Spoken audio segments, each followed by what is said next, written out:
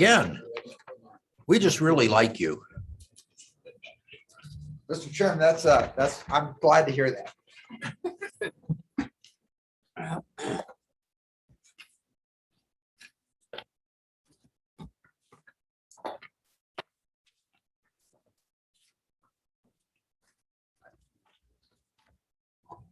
Mr. Chairman, in terms of commercial drivers.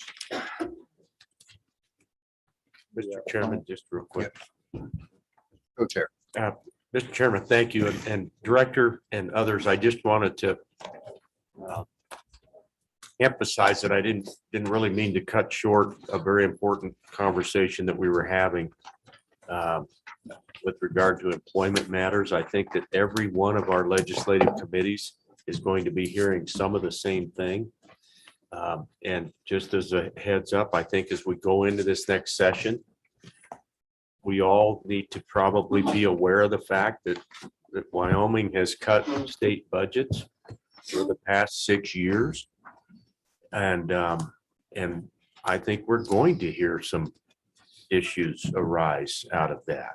And so I don't diminish the importance, Director, and certainly it's something that we take to heart, and I appreciate it. Just wanted to throw that out, Mr. Chairman. Okay, thank you. Okay, Director. Mr. Chairman, Proceed. thank you. And to Mr. Co-Chairman, hey, I appreciate those comments. It's near and dear to our heart. We could talk all day on it. I appreciate the interest of you in asking me to report back. Mr. Chairman, the topic right now is national shortage of CDLs. And I'll just share with you from my perspective, and I know Ms. Fisher will be up here to talk the rest. First, I'll tell you, there is a national shortage of CDLs, and there's a shortage of CDLs within WYDOT, and we have a lot of them. And I'd like to attack this from probably two standpoints: one internal, one external. But I'll just share with you that the issue will get worse in February of next year. And the reason for that is because FMCSA, or the Federal Motor Carrier Safety Agency, has come up with a new rule that says to be a CDL driver in this nation, you got to go to a formal school. And it's 3 to 5 weeks. And there's a required block of instruction that you must receive to become a CDL. And it will make the process longer and more expensive and harder. And so the problem is not going away, it will get worse. So knowing that internal to WYDOT, we train, so, we turn over, and you heard it yesterday from Mr. Tarango, I think 43% of his maintainers, so that's our CDL operators, first year. So we think we're going to train at least 90 a year, potentially more. So that's what we're planning for. Our turnover rate there is about 25%. And so the question we ask for ourselves was, hey, how are we going to ensure that those men and women are trained to operate the equipment? In this case, they got to have a CDL to run our plows. And we looked at internal and external options. And the internal option was retraining. In the end, we did the staff study, we settled on, hey, we're going to start with external trainers. And so you go to AGC, you go to the community colleges, and you go to a couple commercial operators throughout the state like Sage and say, hey, listen, be ready. We're going to send all our men and women to you to train. And so, so that discussion's ongoing, and would anticipate, early of next year, starting that process.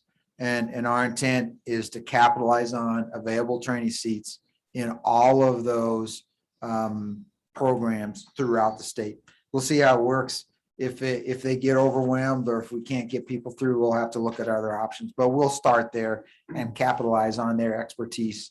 And we thought it was a better return on investment for us. One of the policy issues that we're thinking about relative to this sort of, hey, we're going to make the investment, and we already see it, is we train to be CDL couple of months later, maybe they will do one snow season for us, and then they're gone. And they take the CDL with them. And we're really looking at, hey, what's a reasonable policy to say, hey, Mr. Reiner, snowplow driver, we really need you to stay. And so if you stay for a year, we're going to give you a bonus, or if you stay for 2 years, we're going to give you, we're really playing with how do you keep the people you train? Okay, so that's a policy issue we're talking. So that's our internal issues. Externally, the shortage of CDL drivers has really exacerbated the issues that we're seeing specifically. You heard already in fuel delivery, both in aviation fuel and diesel and gas. And so from our policy standpoint, really recommending to the governor about what do we need to do to support those industries and ensure there's always fuel available. We did support and recommend the hours of service waiver that's currently in effect, and for a delivery of fuel, both aviation fuel and diesel and gas. And so we'll continue to support that. But again, I'll tell you, I don't think that this CDL issue will leave. Mr. Chairman, that's a short discussion of commercial drivers. I know it's just a short discussion today, but would stand for it. Questions for the director? Seeing none. Thank you, Director. I think, Mr. Chairman. so I guess to make this kind of work right, so I think with that, we'll open it for public comment. So Sheila. Yours is more of a presentation. I wasn't sure how to do that, so.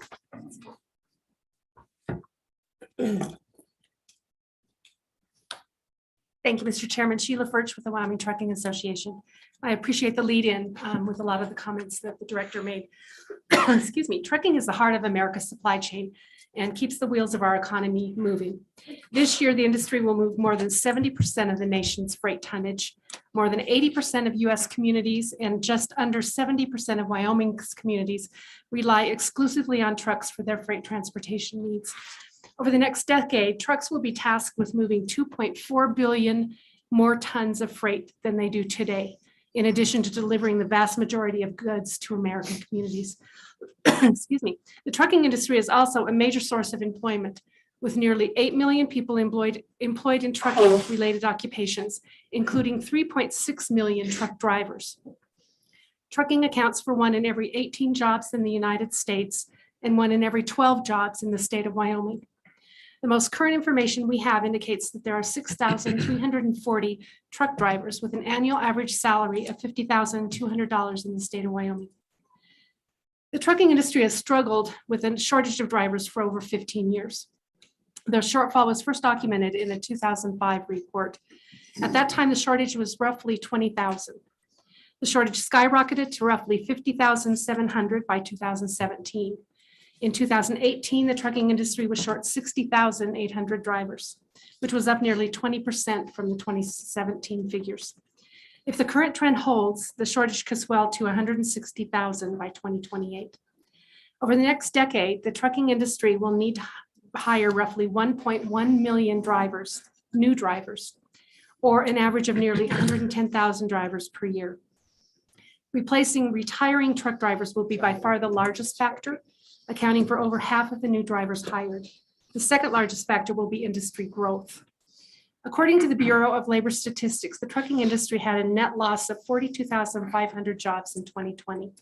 Some of those were related to the fact that there were drivers that didn't want to drive during COVID. We had a lot of issues with just the instability of knowing whether they were going into places that had high COVID rates and not having access to care in some of those places. We had drivers that had underlying health issues or that were older that just didn't want to take that chance. So part of that 42,500 is because of that. Part of it was just natural retirements. Excuse me. Today, the motor carriers struggle to find enough qualified drivers, which makes the impact of the shortage seem much worse than the numbers report. Many carriers, despite being short drivers, are highly selective in hiring drivers because they have made safety and professionalism high priorities. So it becomes a quality versus quantity issue. Many carriers have strict hiring criteria based on driving history, experience, and other factors. As a result, despite receiving applications for employment, motor carriers are finding few eligible applicants. Keep in mind that the truck driver shortage and driver turnover are not the same thing. The vast majority of driver turnover is churn within the industry itself, drivers moving from one carrier to another. As demand for drivers increases, trucking companies try to recruit drivers from other carriers by offering them sign-on bonuses, higher pay, newer trucks, better routes. Many factors, both positive and negative, could impact the shortage in the years to come. If there are new regulations, and often regulations reduce industry productivity, it could increase the shortage. Declines in productivity mean that the industry would need more trucks and more drivers to haul the same amount of freight they're hauling right now. A 2019 report by the American Trucking Associations indicate the following 5 primary reasons the industry is suffering from a truck driver shortage. Age is one of the largest factors in the driver shortage. The median age of over-the-road truck drivers is 46, compared to just 42 for all other US workers. Some sectors in the industry have an even higher average. For example, private fleet drivers have a median age of 56 years. Additionally, the current age requirement to drive a tractor trailer across state lines is 21. That means the interstate motor carriers missed out on a population between 18 and 21 years old, a crucial time period for many young adults making career choices. The average age of a new driver being trained is 35 years old. Gender. Female workers make up nearly 47% of all US workers, yet only 6.6% of all truck drivers are women, according to the US Department of Labor. Some trucking companies have put an emphasis on female drivers, but the highest percentage of female drivers within those fleets is usually just 20%. The industry has historically struggled to attract all segments of the population. In 2018, 40.4% drivers were minorities, which jumped 13.8 percentage points from 26.6 in 2001.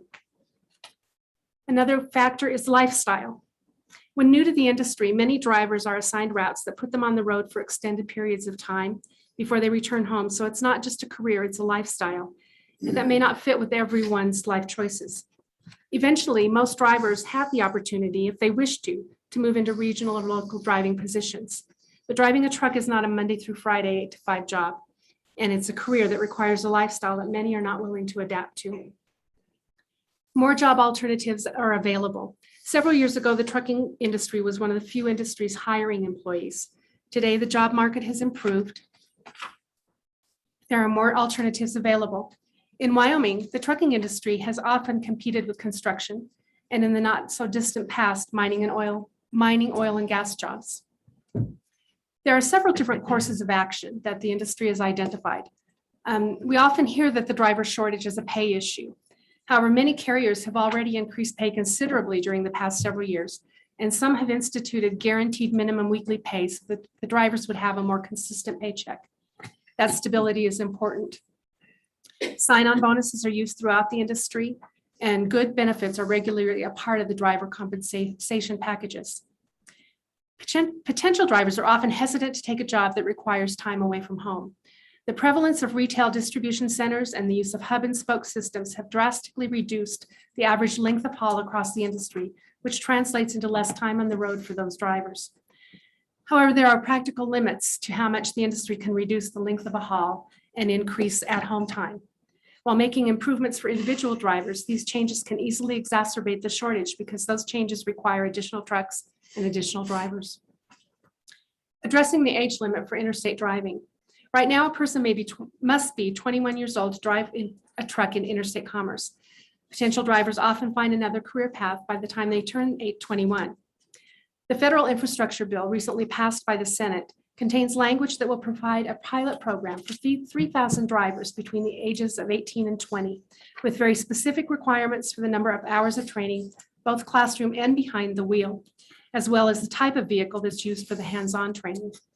The vehicle will be required to have specific safety-related technology.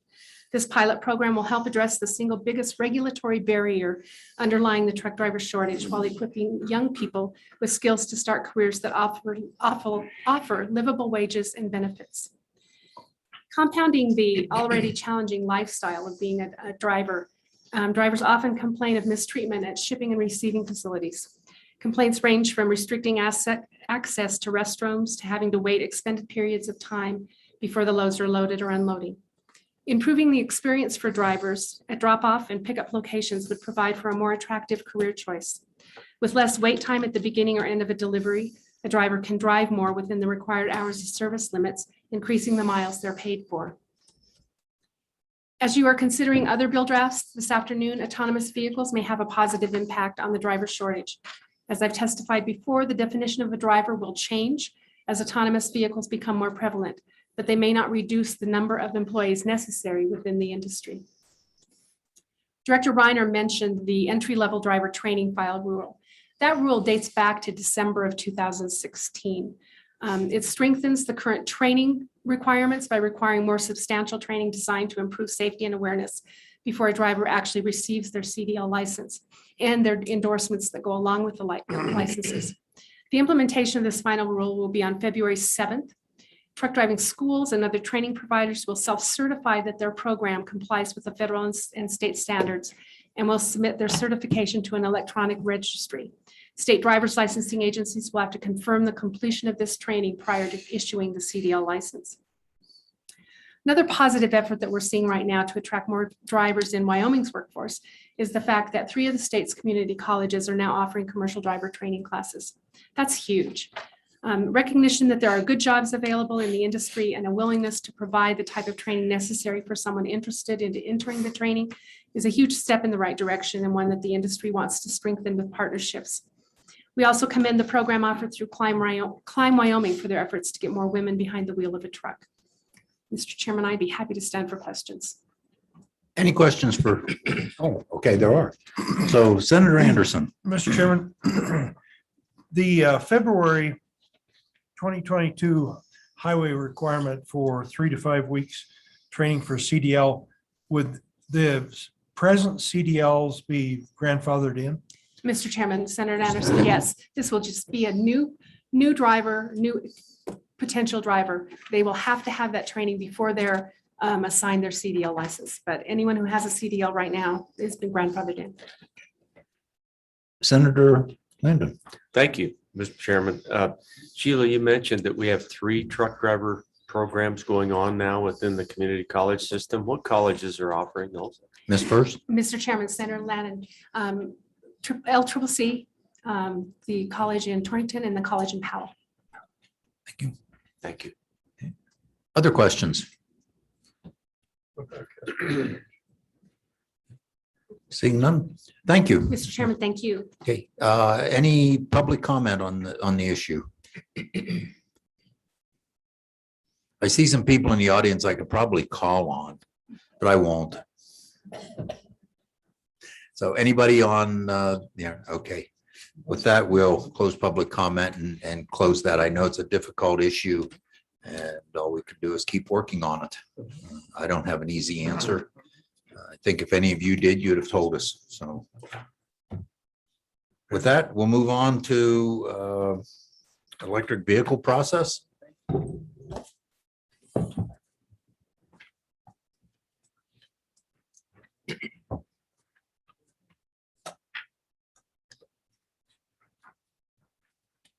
Mr. Chairman, members of the committee, once again, Luke Reiner, Director Whiteout. Chairman, it's really my task here, I think, to sort of start the discussion on where we're at with electric vehicles. And I probably just sort of expand that to zero emission, because what we're discovering is there's really, there's other types of power that's coming. I am joined today with Mr. Jesse Kirkmeyer remotely, and I think he's running the slideshow, but until that gets up, I'll just go ahead and start. And because you should all have the handouts here, and I'll keep this at a pretty high level. If you flip over to page 2, there's sort of the agenda I'd like to use. I'd like to talk to you about policy and confirm the guidance that I think I've received from you. And then I'd really like to talk about what we're currently doing in terms of groups and synchronization around the state, review some critical facts, and then really talk about what I see as a way ahead. But with that in mind, then if you flip over to slide 3, which is the policy guidance, and I won't read this to you, but here's what I've heard from this committee and from others I've talked to, but this primarily comes from our discussion at the last meeting. The guidance is facilitate a business solution, don't compete with businesses, don't spend government money, i.e. specifically WIDOT money on installing stations, and make sure that we've, defined the state's role and that we're optimizing, funding opportunities. And then the other thing we heard was, hey, let's consider hydrogen. And I recently heard about a natural gas truck coming out. And so there's just, I think you're going to see sort of a plethora of an effort to try and, get away from carbon-based fuels. So let me just stop there and see, as you scan through this list and sort of listen to my highlights, was there any specifically, policy, guidance that you'd give me as in terms of the legislature of as you think about this, think about this. Okay, seeing none, we'll move on then to slide 4. So, as we think about maybe where we're at with this issue in our state, what really manifested itself and what we talked about last time was the fact that there's a lot of people working this in a lot of different areas, but really sort of no synchronization efforts.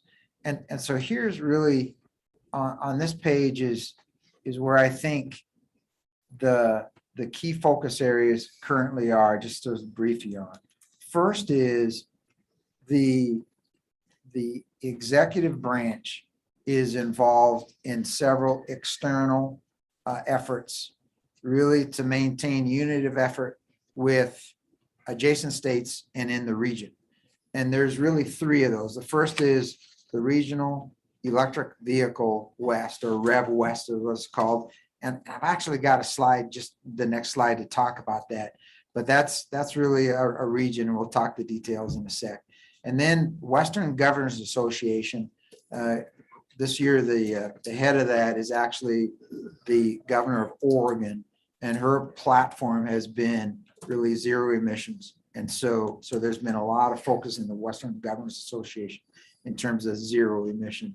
And then there's another organization called CORS, or the West, which I'll talk to you about in a sec. So that's the external government that's really trying to talk about where are we going, in this region in terms of zero emission vehicles. And then we go down to number 2, which is really this discussion of an intergovernmental working group. And the task and purpose of that group really has been to match interested suppliers with the various funding sources that are out there, because it's a complex, convoluted, confusing playing field out there with a lot of different options. And right now, the key players in that sort of space is Department DEQ and this Yellowstone Teton Clean Cities environment. I'll talk to you a little bit about in a sec what that is. The Energy Authority from the state of Wyoming and WIDOT. And what we've said, Mr. Kirkmeyer is actually leading that from a WIDOT perspective, working with really the leadership of the Yellowstone Teton Clean Cities. We'll add members to that as different funding sources become available. And we'll start really to trying to advertise opportunities to get businesses to use available resources to put stations where we need them to go. And so we'll really try and coordinate that through this effort, because we think really somebody needs to. And then really the final effort is number 3 is our intra-governmental working group. And we really felt the need to synchronize the state of Wyoming efforts. So that's the governor's office, DEQ, WEA, the Business Council, the Public Service Commission, the Office of Tourism, Department of Ag, and WIDOT. And we are meeting monthly. I think we've only had 2 meetings so far. And we will, again, that work group is headed up by Jesse. And they'll make the sausage and they'll report back to the directors every quarter. Is sort of how we have that organized right now. And again, the effort for that group is to make sure that, because there's so many different policy implications, to make sure we're synchronized. All right, so that's sort of how we're organized. Questions or comments on that? Okay, seeing none, moving on then to slide 5. Let's talk about the external government in a little bit more detail. So Rev West, 8 states, focuses a regional vehicle plan, for the West. And it's really the states that surround us. And the concept there is that you can travel on designated electric vehicle, we'll call them zero emission corridors, and make sure you can get from point A to B. Because it does no good if you can fill up or charge your electric vehicle in Colorado and you want to get to Kalispell, Montana, and you head through Wyoming, and oh, by the way, we don't have charging stations in the right place. And we saw that as a big deal to support tourism, because we know we got to have routes heading to Yellowstone so that we support, people wanting to visit Yellowstone who run electric vehicles. And so that's the key thing with Rev West. The core, that stands for short for corridors, West, is really another little group that's set up by an entity called Utah Clean Cities. And if you hear about it, here's the thing to think about is cities have become very involved in this zero emission space. And as they work to, I think, mitigate exhaust gases in town. And they've been qualified to receive some of these federal grants. And so you see a bunch of cities getting involved in this environment, which is a little bit different. And so we're working with them in terms of a Department of Energy grant that's available. And in Wyoming, that's really been headed up by the Yellowstone Teton Clean Cities. They've taken the lead on that.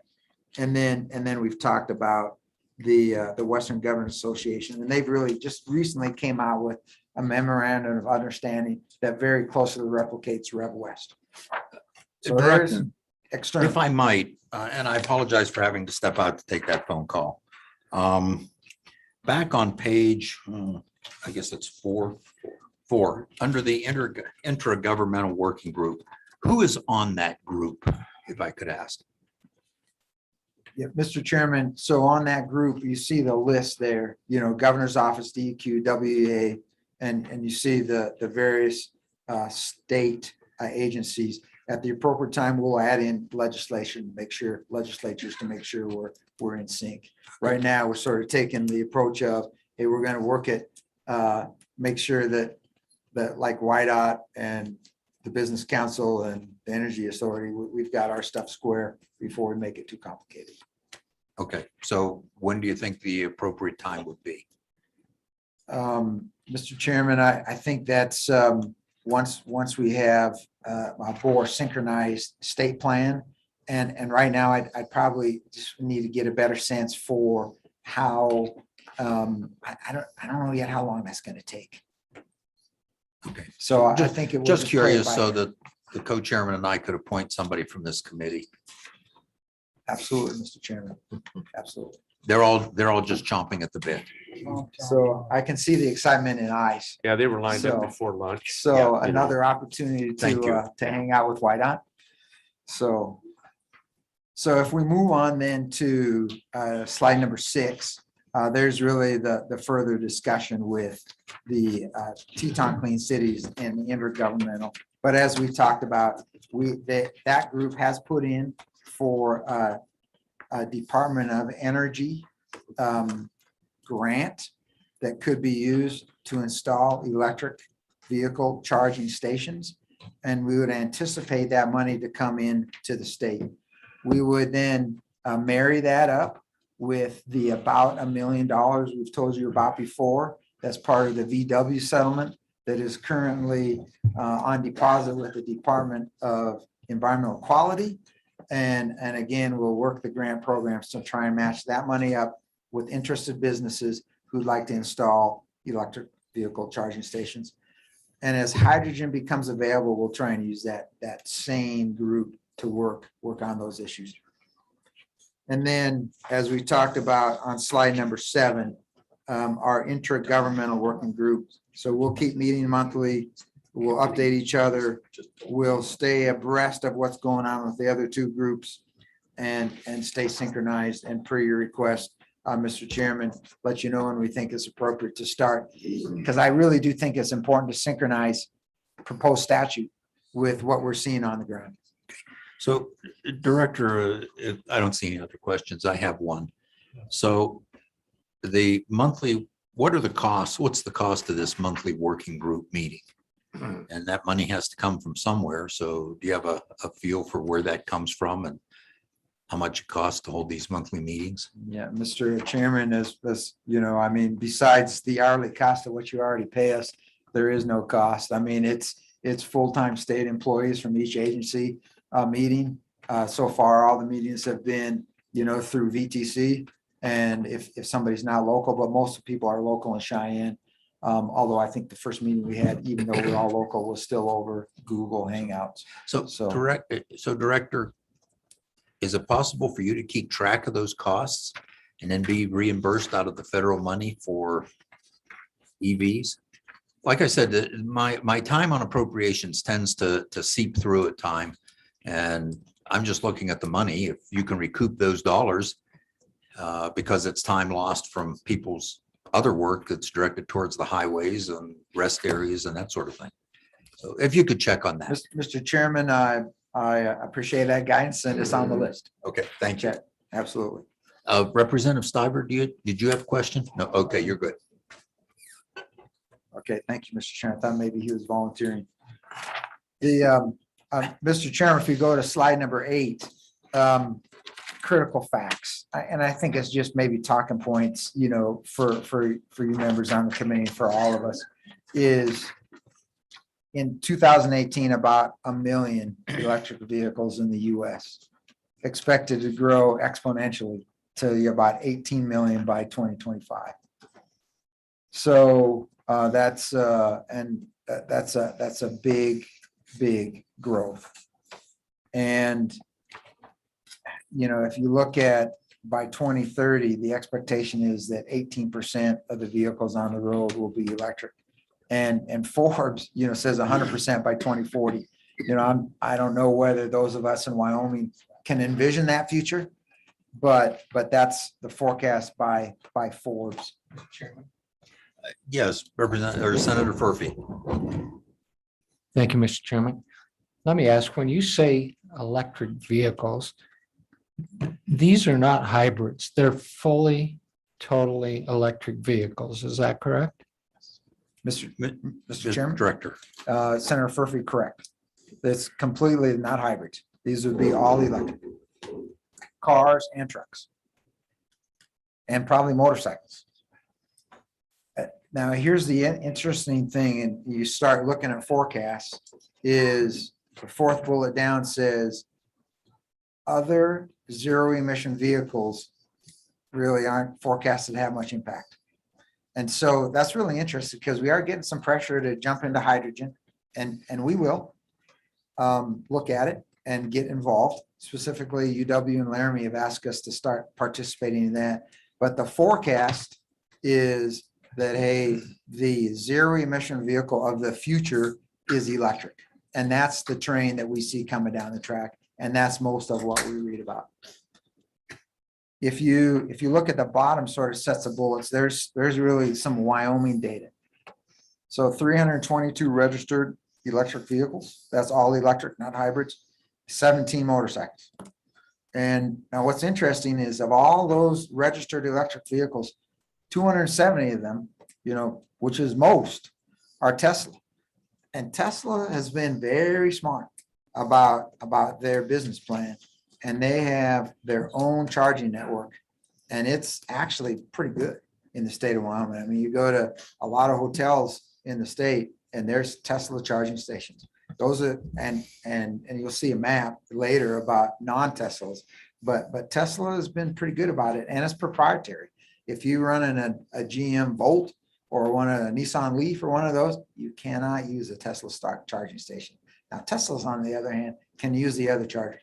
My understanding is eventually, they'll be mutually compatible, but right now they are not. So Director, just a quick question. So those Tesla charging stations, correct me if I'm wrong, that we get no highway tax money from those, correct? Mr. Chairman, you understand the revenue flow on those correctly. Thank you.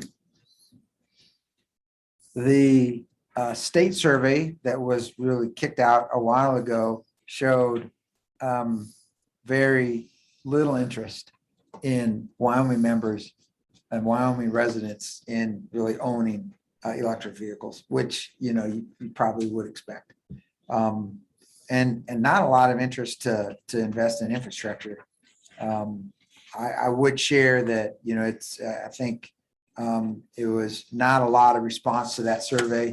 And I think as we look at the bigger picture, I think it's critical for us to get ready to service that industry.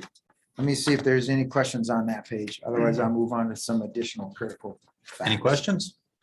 Okay, on page 9 then.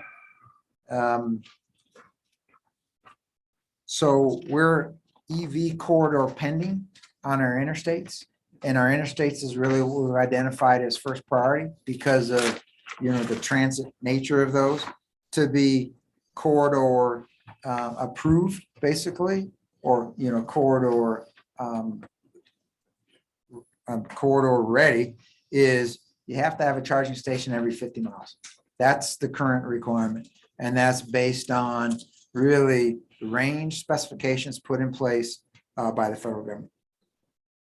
Today, other than with non-Tesla charging stations, we have one for cars, it's in Jackson, and we have one for motorcycles, and it's in Cheyenne. So that's the current laydown of non-Tesla charging stations in the state. So not many. The EV range has improved dramatically, in the last several years. So it used to be, about 50 miles was all you could get. Now there's some that'll go up to 300 theoretically.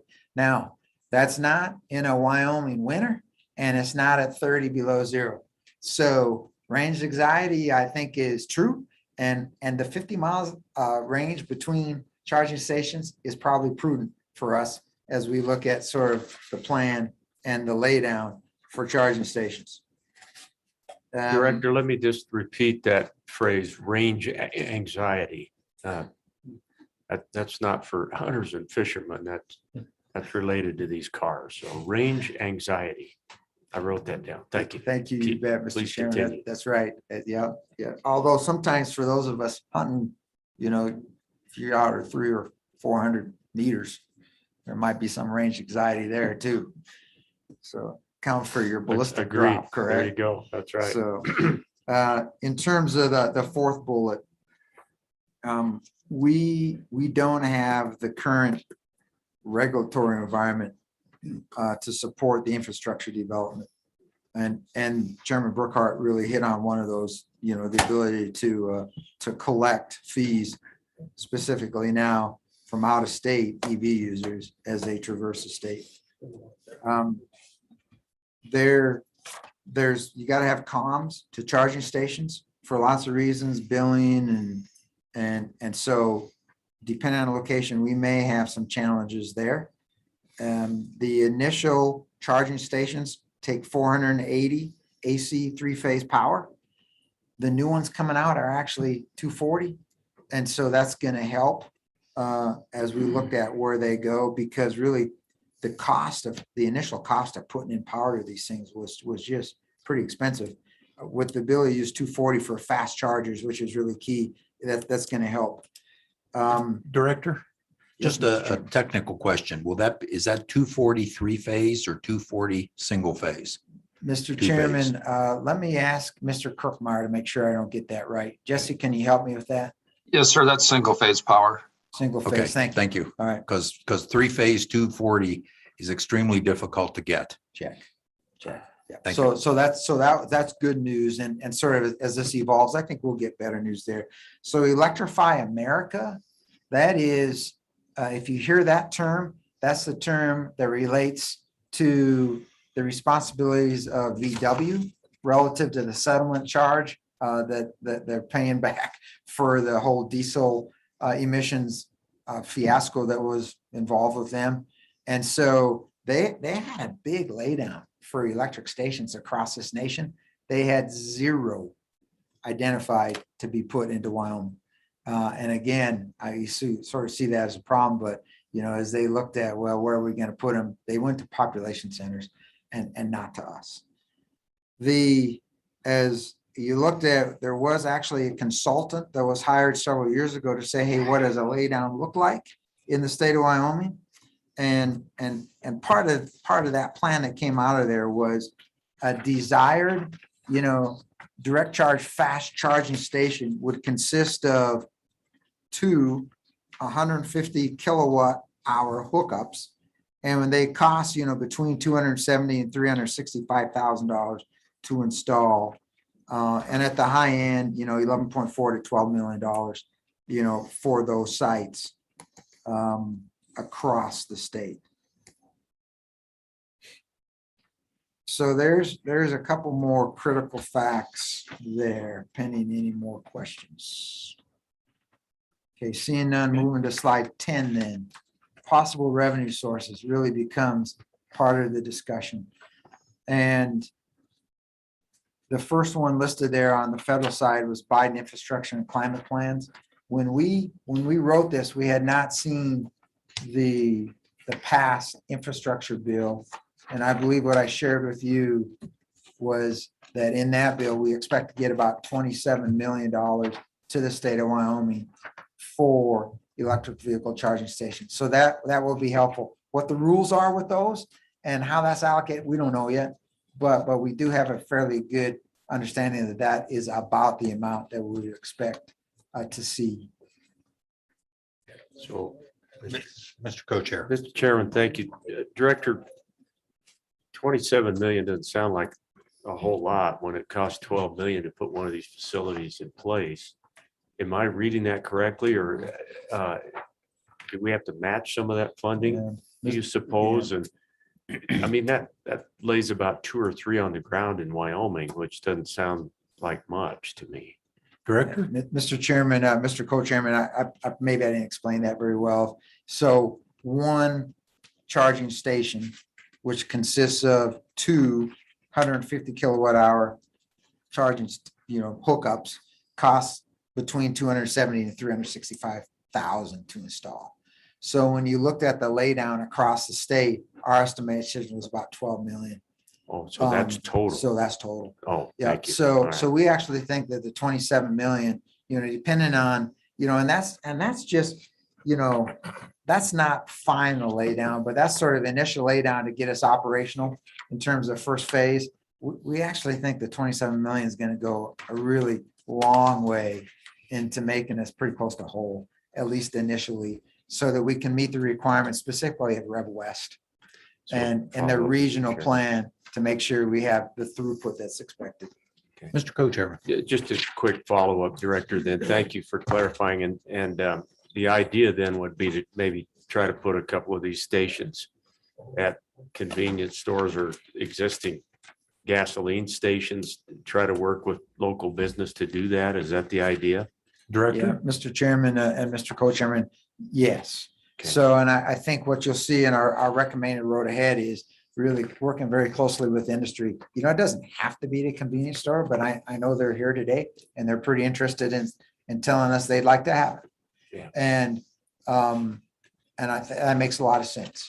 Other places that are interested is in the Walmarts of the world, and oftentimes hotels have them, but hotels don't have to be that fast. Mhm. And really, when you're talking the fast charge, you really, want to be in and out. And so, where they go is important. Representative Brown. Thank you, Mr. Chairman. Director, on this, I'm just kind of curious. I don't, for fear of being voluntold that I'll be joining the group again. I worked with this very heavily at my time with DEQ, and one of the things that was discussed at the time was YDOT's parking lots that we actually own the lot for truckers and stuff like that when the roads close down, especially for, extended amounts of time, especially along I-80. Is there discussion about looking at doing stuff like that as well? And then second part to that question is, we've talked a lot about passenger vehicles, but we've also heard in the future, not too distant future, there's the potential for electric trucks, long haul trucks. And so what does that look like with this type of operation as well? Director? Mr. Chairman and Representative Brown, I think we're at the beginning stages of those discussions. Part of the policy discussion that we'll have here in a little bit, and one of the friction points to identify is, do we want to put them into whiteout owned areas? My first read is probably not, because it competes with business. If it's a policy decision by somebody to say, hey, why don't I move out and do that? Then that's a decision. Right now, I don't think we're ready to say we're ready to do that. We make the same assumption with rest areas, that we probably aren't interested in putting them into rest areas. Right now, we're actually precluded by federal law from doing that. Right. But I do sense some changes coming in that federal law, but that doesn't even mean that you want to do it. Right. And so, again, I think that's one of the identified friction points that we just need to talk, we need to think and talk our way through. And today, what I'd say is, I don't know, but it's listed on one of our, sort of topics of discussion. Okay. And that's just important to understand the way ahead of that. Thank you. So without going into all the other details on revenue sources, there's a lot of potential revenue sources out there. And I think one of the tasks of those, the three groups I talked you through, but specifically the intra and the inter, is to really gain a further understanding, points of contact, rules of all of those funding sources that are out there, and start marrying them up with willing business partners. And that's really the task that's at hand. And we're at really the very rudimentary stages of doing that.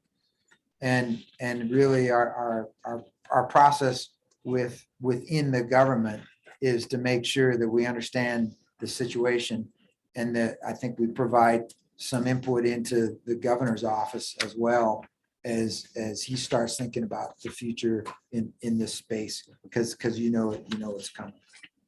If you go then to slide number 11, there's the current laydown of charging stations. And this is for car charging stations, and you can see the one in Wyoming over there in Jackson.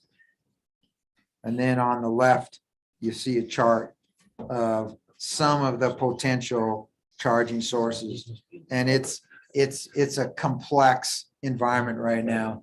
And I think we'll be a lot smarter the next time we talk to you. And this sort of lays the groundwork. I think if you flip over to slide number 12, then really, Senator Pappas. Yes. Could those charging stations, are they, because I know they're private. I mean, I put them in Cheyenne already, private charging stations for businesses. For instance, some of the car dealers in Cheyenne have them. So you're just talking about public ones? Okay. yeah, Mr. Chairman, yeah, this Paul. So if you flip over to number, to page 12, then Director, just a minute, please. Senator McCune. I kind of asked this question tongue in cheek. How many gas stations have we put in as a public gas station for people to use? Director. Yeah, Mr. Chairman, Senator, I suspect the answer would be 0. And I think what you've got here, as we've thought through this, and why you see the guidance to not use any whiteout money here, and the problem facing the nation is the whole chicken and egg issue of, we want electric cars, but there's no stations. And you can't have an electric car till the station. And what you see, I think, is a willingness of the federal government to say, hey, I don't know if they're being the chicken or the egg, but it's something to get it going. Mr. Chairman. Senator Lane. Oh, follow up, Senator McCune. I need to go back to my grocery store and figure out how I have nuclear powered eggs so I can get the government to pay for it. I think that's a great idea, don't you? Director, Mr. Chairman, Senator Well, what color were the eggs? Yeah, absolutely. Absolute green. Yeah. Mr. Chairman, just Co-chairman. in partial answer to the good senator, and I know that the tongue was in the cheek, but I do think at the turn of the previous century, I think there was some help from the government and some subsidies involved when we got into this carbon fuel age.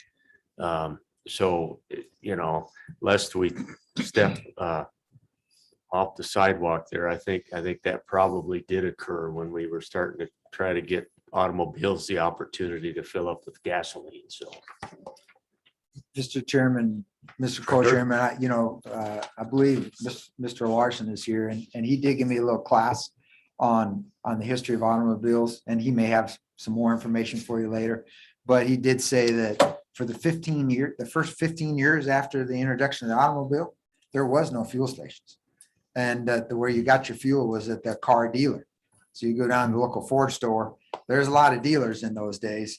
And eventually private enterprise brought along, the fuel station, to your point. I probably stand corrected. So I appreciate that, Director. Thanks. But Director, continue. There could be, check.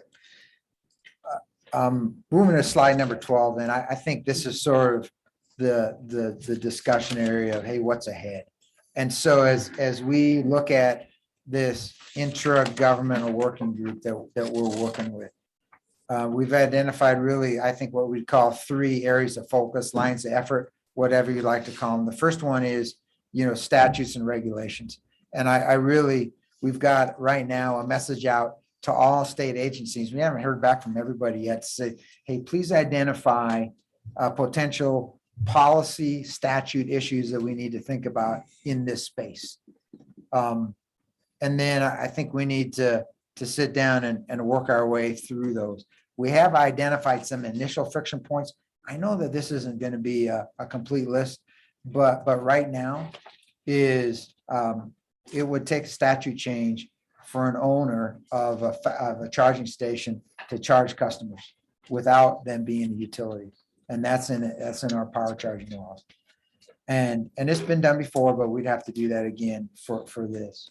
There is some, sort of a potential issue there of really utility infrastructure upgrades being paid for by all customers, not just EV owners.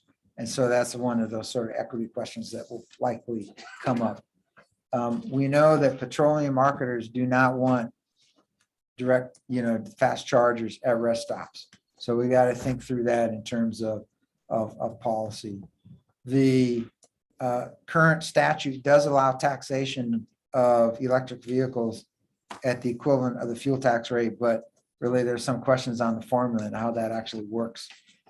And there is no provisions in the statute to address hydrogen in terms of the ability to tax hydrogen. And so that's just, an initial cursory look at, hey, what are some of the issues that we would need to deal with? So that's out there. And then funding, lots of issues on funding, and that would be public funds in terms of grants, private funds in terms of, High West Energy or some other, entities who really want to take their assets and put in their own charging stations. Lots of issues about rebates. And then to Chairman Burkhart's discussion is, hey, we got to talk over this revenue generation options that are out there.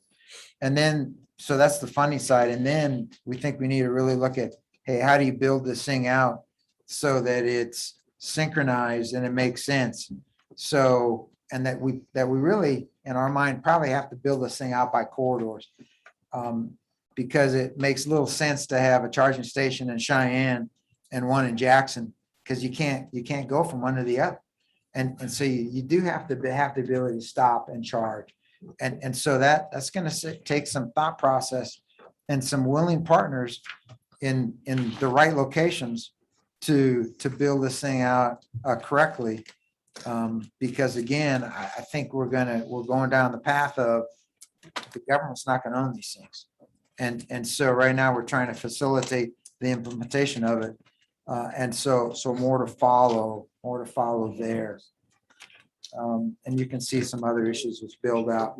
But if you flip over then to slide number 13, we try to put together a little bit of a timeline for this committee in terms of, hey, how does this work? And I know there's a lot of discussions. And so as we were sort of thinking, what would a logical timeline be? It might be that we kick the statute stuff around, maybe chairman is till, November, December. And then maybe it's an interim topic or something like that next year. And we have legislation in 23 to make this thing work. And it's almost a comprehensive EV bill that addresses soup to nuts is an option. And then, the funding really is going to continue for a while. Now, I'll tell you that there is a Department of Energy application that's already in, and that's from the Clean Cities. They should get awarded that grant if that happens early in 22. So it could be, and this is part of the analysis. It could be that for them to implement their program, there might have to be some statute. And then that might be something where we got to say, hey, we needed some statutes in 22 to allow the implementation of that grant. But Mr. Chairman, I'm not sure we're smart enough yet today to tell you that, but that's what I almost sense as a timing challenge for us in that regard. But I didn't see other funding really come into play. And I think we have some time here, and we have some time to be deliberate in our implementation of EVs. And I just hate to rush and have to redo stuff. And so from that standpoint, really looking at being pretty deliberate with some of our actions here. And then the whole concept of build out. And I think it will take us years to be built out to where we want to be. Mr. Chairman, that's a pretty quick look at where we're at. But I think the summary there is right now a key group of stakeholders working on 3 separate lanes to try and synchronize a plan and support across the state. And a lot of that involves making some recommendations to you as the legislature for pending statutes. Director, thank you. Any questions for the director? Thank you. Along the lines of electric vehicles, I think the next thing up for us is draft bill 22 LSO 0039.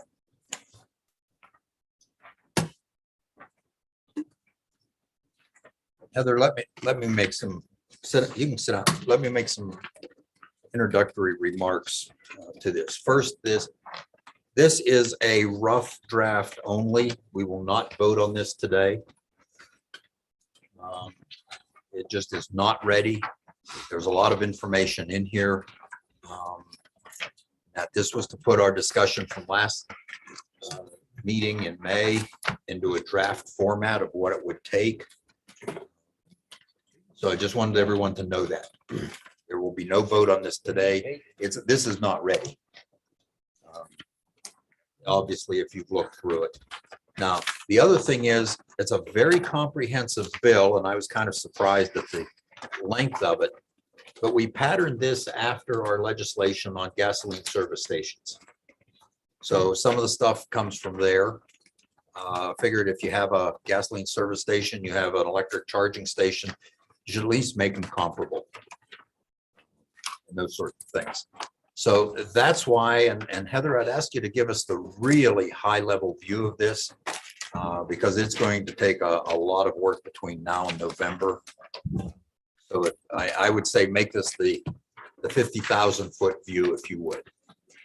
Thank you, Mr. Chairman. The bill draft that we are looking at for a 50,000 feet view is 22 LSO 0039 version 0.4. Earlier, we discussed the increases to the fuel tax.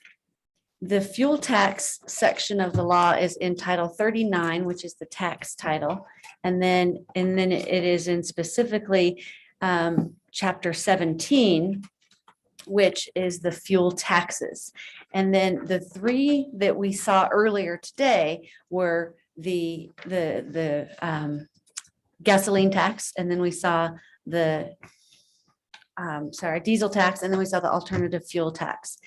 What this bill does is it creates an Article 4. Those were Articles 1, 2, and 3 that I just described. This creates Article 4, which is electric vehicle energy taxes.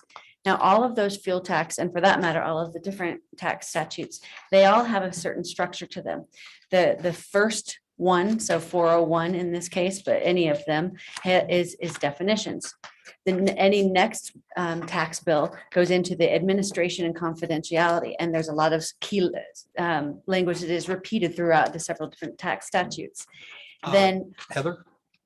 Question, just an explanation. That is due to the fact that you're dealing with tax records, correct? that particular section, yes, that so okay. many of, yes, Mr. Chairman, yes, that is correct. So many of these sections are in there because they apply to all of the different tax sections. And something that is specific to the tax title, which is Title 39, is if there's nothing that is actually applicable to that type of tax, then you will have something like you see on page 14. And I will go back to the beginning, but just on this overall view, you'll notice on page 14, lines 17 through 20, when there's something that doesn't yet apply, then any of these tax statutes, not just this particular one, it puts a placeholder for that particular section. So you'll see there's a placeholder for 39-17-405, but the text in the bill is there are no specific applicable provisions for whatever that item is. So that's you will find throughout the tax statutes. So anyway, so several of these sections are in here because they are in the other tax statutes, and specifically they're in all of the different fuel tax type statutes. So the overall view for this electric vehicle energy taxes there are some definitions, just so that there's the terminology, basically, like, so that folks are familiar with an all electric vehicle, commercial electric vehicle charging facility, to make sure, just so that the terminology of what's then future as the bill proceeds, what was going to be taxed. This bill makes a distinction between a commercial electric vehicle charging facility and charging at, say, your residence. And a dealer is someone who actually charges, in this bill draft for this definition, is someone who provides or sells the electric energy at one or more commercial vehicle charging facilities. So you've just heard the director talk about some of these facilities. What this bill draft overall would do is basically impose a 15 cents per kilowatt hour tax on charging of electric vehicles. And so all of this big bill is the words for that. So again, the first part up through page the top of page 5, those are all definitions to enable this to happen. Then section 402 is the administration and confidentiality. That is this, and it's several pages long, but again, that's because people are dealing with tax forms, and this was almost just practically verbatim to what's in the other sections. Then moving to page 10 at the top, this is kind of the gist of this particular bill, which it says that the taxable event is that there shall be a tax collected on electric vehicle energy that is charged at a commercial electric vehicle charging facility. There shall be this tax charged on an electric vehicle energy that's charged at a residence. And there shall be electric vehicle the tax charged on energy charged by means of some sort of self-charging feature, like if it had a photovoltaic panel. Some of this is also broad, to allow for technology to change. So the basis of the tax, as you get to the bottom of page 10, oh, this is something that is in a lot of the tax bills, just to basically say the state is who does this taxing and not the local areas and local regions, whether it's municipalities or counties. And then some of the mechanism of how this happens is starting at the middle of page 11, and this is how it would apply. And that a dealer, again, that's someone who has these commercial facilities, they will be metered according to the energy that they use. And it will be up to that dealer to charge people for the dealer will remit the taxes just like a gas station would remit the taxes to the state. And then they charge people according to whatever their fee structure would be. So if I pull up if I'm Tesla and I should not use names, sorry. If I have an electric vehicle charging facility and a representative pulls his vehicle up, I will charge whatever my fee is, just like the price of gas for the electricity. And a part of that will be the 15 cents per kilowatt hour that goes into that person's vehicle. Then moving on to page 12, paragraph 2, a person charging electric vehicle.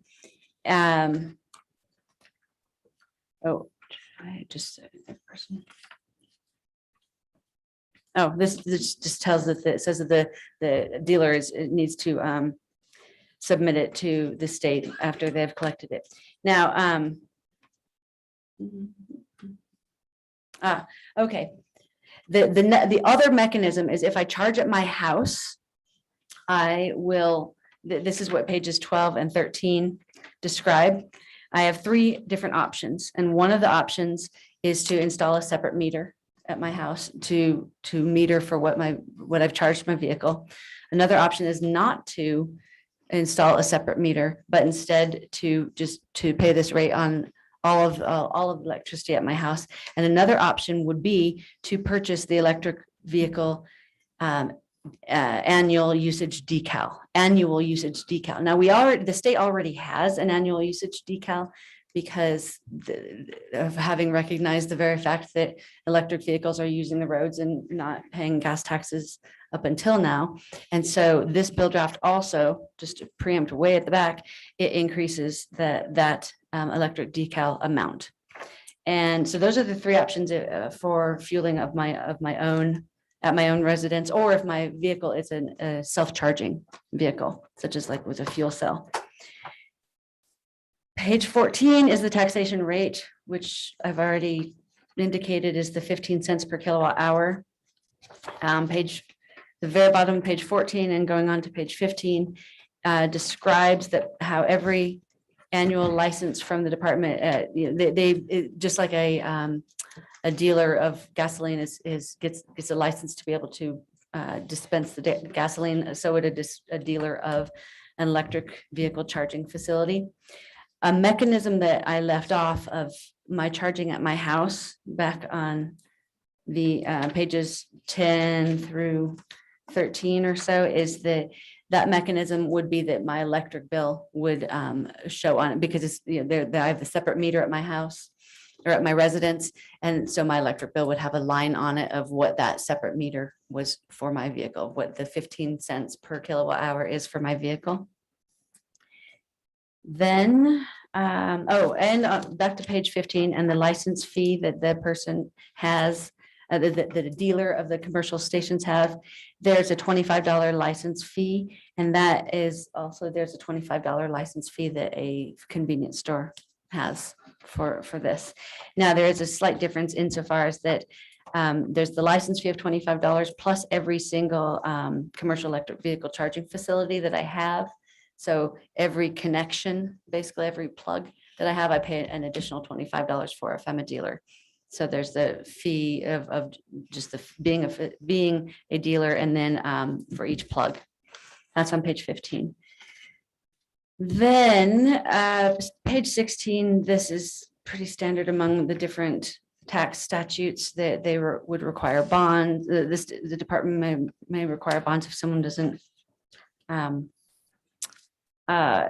someone who has shown that they kind of don't follow the rules with their license and things. And that is some of the pages 16, 17, and 18 are some of that standard language that's in the different tax statutes. And page 19, 39-17-407, this is the compliance and collection procedures. And one of the requirements is that each month a dealer submits a statement to the department showing the number of kilowatt hours that were metered. And additionally, an electricity provider submits a statement to the department showing the number of kilowatt hours that were metered for that process. And they need to keep their records. And on page 20, you'll note that then they are required to remit the payment that they've collected. And then the pages 20 and 20, or the bottom of 20 and 21 and 22, that's when something is considered mailed and received. Those are, again, some of this very standard language. And on the bottom of, or mid page 23, this is a pretty standard language of enforcement, that there could be audits to look at records. And page 24, penalties. These, when I say standard, I don't mean that I just cut and paste, but basically I do. If it said the word gasoline, it changed it to fuel, but more or less, you know, and if things were to apply, but staying at the high level.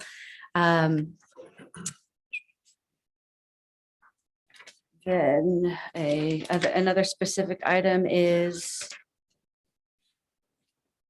there are taxpayer remedies. That's not specific, statute of limitations. Distribution, starting on page 30 at the bottom, there's distribution. And the distribution of the electric vehicle energy taxes would be distributed like the fuel taxes for both all the gasoline, the diesel, and the alternative fuel taxes. Whereas the different percentages go to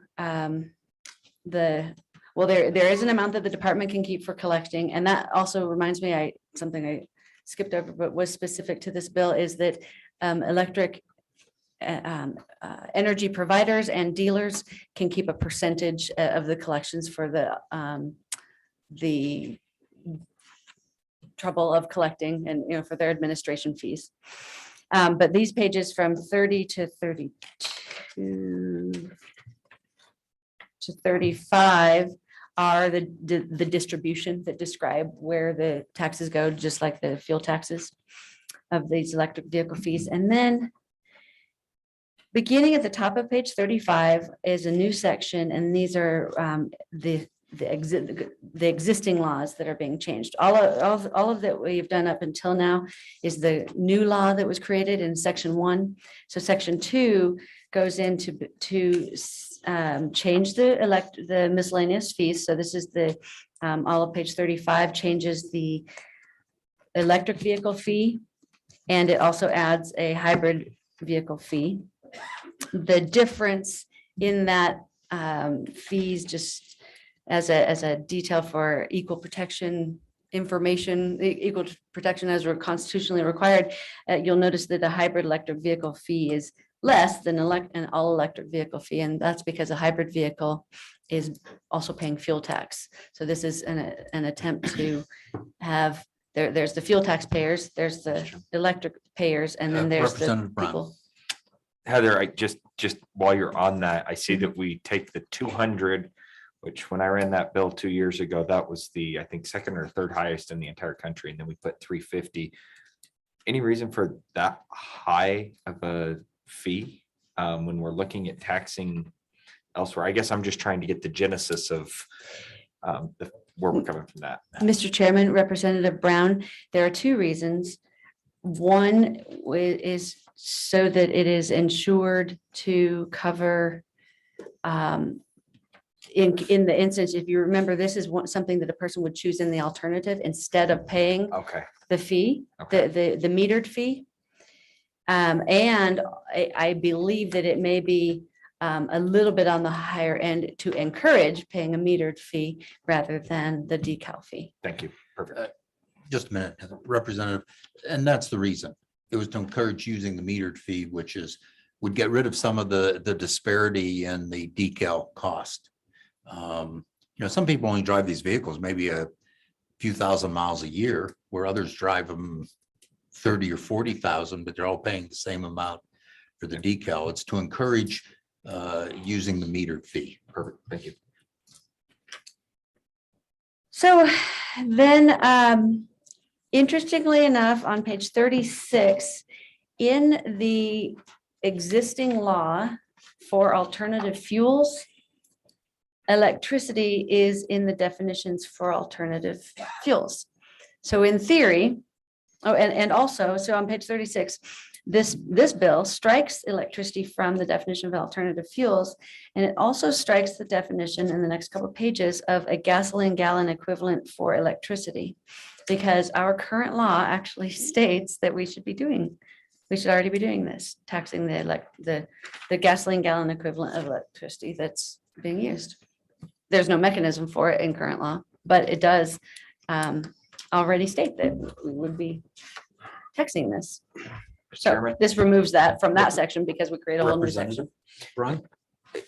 Heather, on that one, I had a friend of mine contact me about this just a couple of days ago and brought up the idea of if this were a true mechanism that we put into place. Granted, I know we're not going down that road, but that seems like double taxation.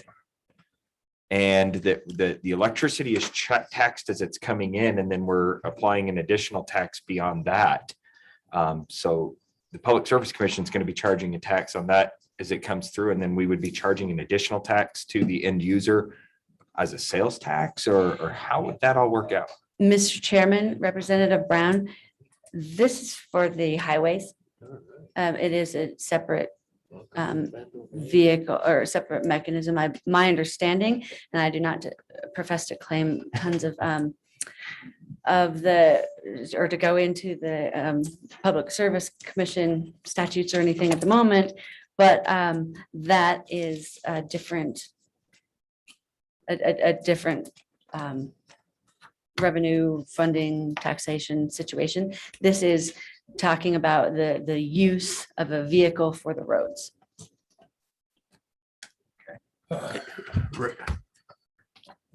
Heather, I think that kind of wraps it up. It does, except, Mr. Chairman, the other pieces of this, Mr. Chairman, of this bill draft are that that the Department of Transportation shall promulgate rules by, this, in theory, this bill would be passed, say March or so, and they should have rules to have all this happen by July. So that may be a quick timeframe.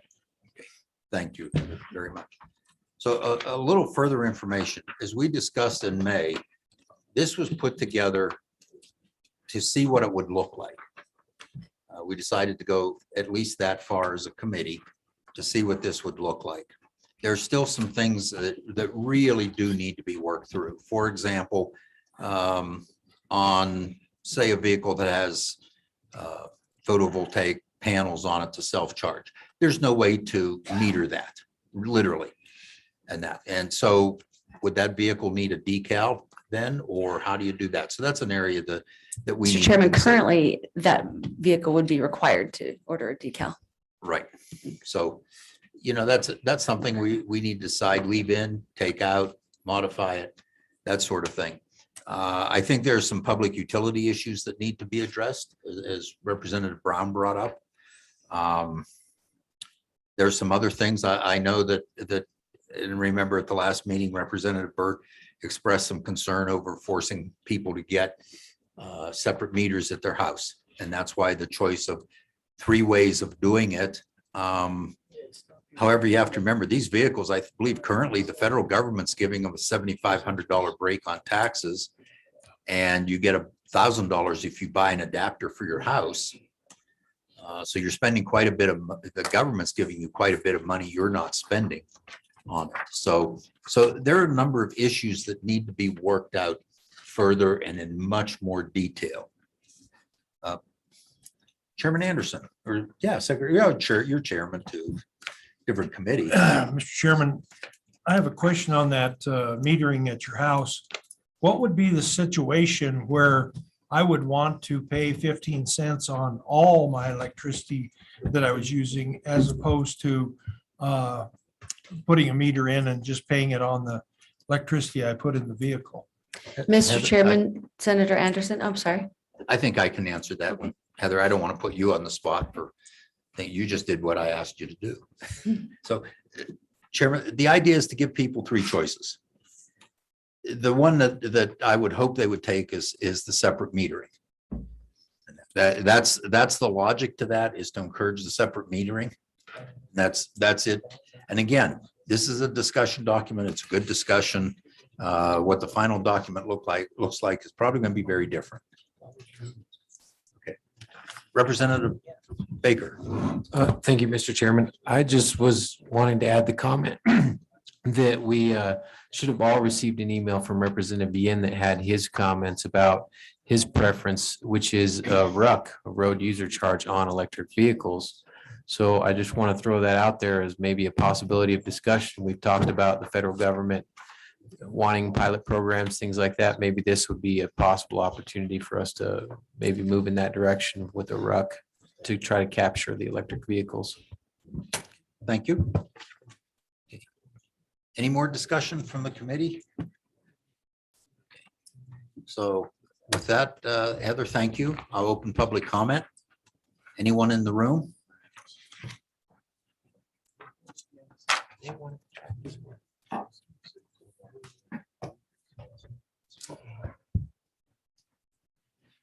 Thank you, Mr. Chairman, members of the committee. Mark Larson with the Wyoming Petroleum Marketers Association. We are the licensed fuel distributors who collect the current fuel tax and remit it to the state. And because the majority of my members own convenience stores, we also represent the majority of the 355 convenience stores throughout the state. We intend on being a major player on any fuels that come to the market. Indeed, our parent organization nationally changed their name to Energy Marketers of America. A lot of our members are currently already engaged in the hydrogen game. We're LNG, propane. Some are getting involved in electric, CNG, B20, and other ethanol higher blends. We think that the way that the infrastructure was built out and the way that this should evolve is allowing those consumer behaviors to continue as they have been indoctrinated over decades. With me, Mr. Chairman, I wrote the document that was passed out to you all and sent to you all earlier. I'll answer any questions regarding that document, but with me is one of my members, Mr. Steve Perkins with Perkins Oil here in Rollins, who has several retail units. And I thought he was particularly poignant in this discussion because he's explored converting one of his stations to an EV station. And so I'll let him address his own comments. Mr. Perkins, if you just identify yourself for the record. Thank you, Mr. Chairman. I'm Steve Perkins with Perkins Oil Company. Perkins Oil Company's been around since 1960. So we've got a big experience in petroleum fueling of motor vehicles, and we've seen a lot of changes and we've seen a lot of things come down the road. And my Uncle Robert told me, he says, you always need to be looking forward, see what's out there next, see what's coming. And as I look at this electric vehicles, aren't very many of them that come by. And I'm thinking, well, how soon before I need to have an electric vehicle charge station? And like some of these members have said today, which is first, the chicken or the egg? That being said, the entry cost of $365,000 for a couple of units is pretty high. But in order to have, you got to start somewhere. And, you know, with the level 1, level 2 home charging, I'm not going to be getting local Rollins residents with their electric vehicle to come to my level 3 charging station and pay whatever the fee is going to be for fast charging. Unless they didn't get it charged up that night before and they're getting ready to head out of town. But we'll have the traveling public with their, as they move across the state with their electric vehicle. And those will need to charge. 30 minutes to charge one up, they're gonna need something else to do for 30 minutes. So they're gonna come in the store, they'll buy some coffee, they'll sit around, they'll use the internet cafe that's there. They'll visit, they'll go across the street to the restaurant. Okay, I understand.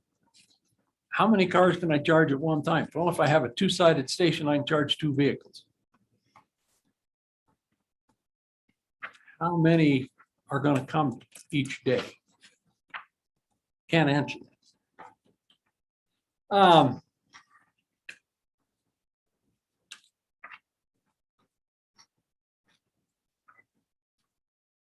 Where, and I've learned some things today, that's very good. I've learned that what I thought was going to be 480 level 3 fast charging can now be done with 240 volt single phase. That's good. That may bring the costs down. The infrastructure may not have to be built out in the area that I'm thinking about because it's already 243 phase on the pole behind us. So that may keep the initial investment lower.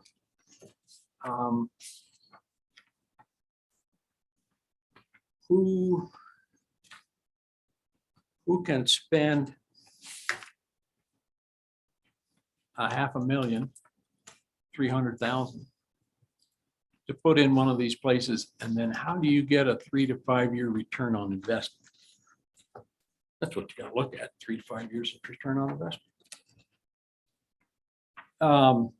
27 million from the feds for state EV charging stations. You'd have probably 74 of them spread out across the state somewhere every 50 miles or so. Yeah, okay, yeah. Cheyenne, Laramie,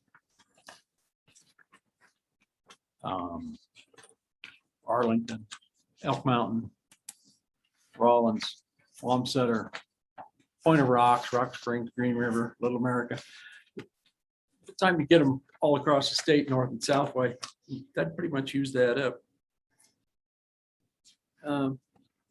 So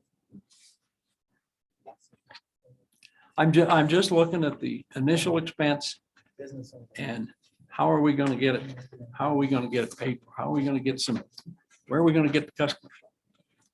Not real sure that this country has the infrastructure and has the ability to come up with all the rare earth minerals to build all these vehicles that they want to. So there we are. Jump in there, Mark.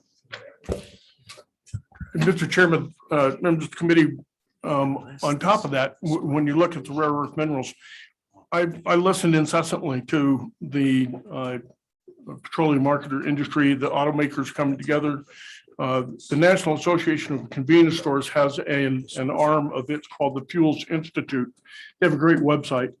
And they talk routinely about the numbers that are being thrown out there, and I don't want you to be deceived. I really appreciate YDOT going into doing a deep dive into electric vehicles. You know full well that there are states that are mandating that some of those states stop producing or selling ICEs, internal combustion engines, by a date certain. The problem is that right now you have 55,000 trucks sitting at a factory back east that can't get computer chips in order to complete the sale and put it on a market. You have the issue of those same computer chips being used in the electric vehicles. Internal combustion engines are not going away in the next 25 to 30 years, as is being predicted. So our mission today is to say, while you're going through this high level discussion of what the EV is going to, EV market is going to be looked at, please recognize, as Mr. Perkins said, that the majority of these vehicles are not going to use your local convenience stores like they do now for petroleum products, or if you're a grocery store that has a fueling station. They are going to be fueling at home and very seldom going to the convenience store. as a result, the infrastructure you're seeing built out, and that's why you're looking at the infrastructure bill and $27 million coming to Wyoming, is to intended to get the traveling public. And we understand that. And we have committed to work with the director and YDOT to be at the table. And Mr. Perkins' unit, the old tech Exxon station at the west end of town, would be an ideal location. So we're here, we're at the table, but we want to make sure that you recognize that if you start believing all those grand choice mandates and whether they're going to be able to get there with the rare earth minerals that's needed, that, oh, by the way, China already owns 80% of, we're just not going to be able to achieve those goals. So don't throw the baby out with the bathwater. And remember what got us here in the first place is the petroleum industry. Finally, we are hoping that they will continue to work on the carbon sequestration and some of the other technologies. So a lot of in the trucking industry, Sheila will tell you, their clean truck program has basically cleaned up the majority of the emissions that were coming out of diesel trucks. The rub is trying to, when you're talking about air quality, is trying to get those trucks off the road. That same scenario is happening with those cars that are ICEs now that you're buying that are going to be 25 to 30 years out before they're ready to get rid of that vehicle. And depending on what pricing does on electric vehicles, if they're going to be able to afford the new electric vehicles.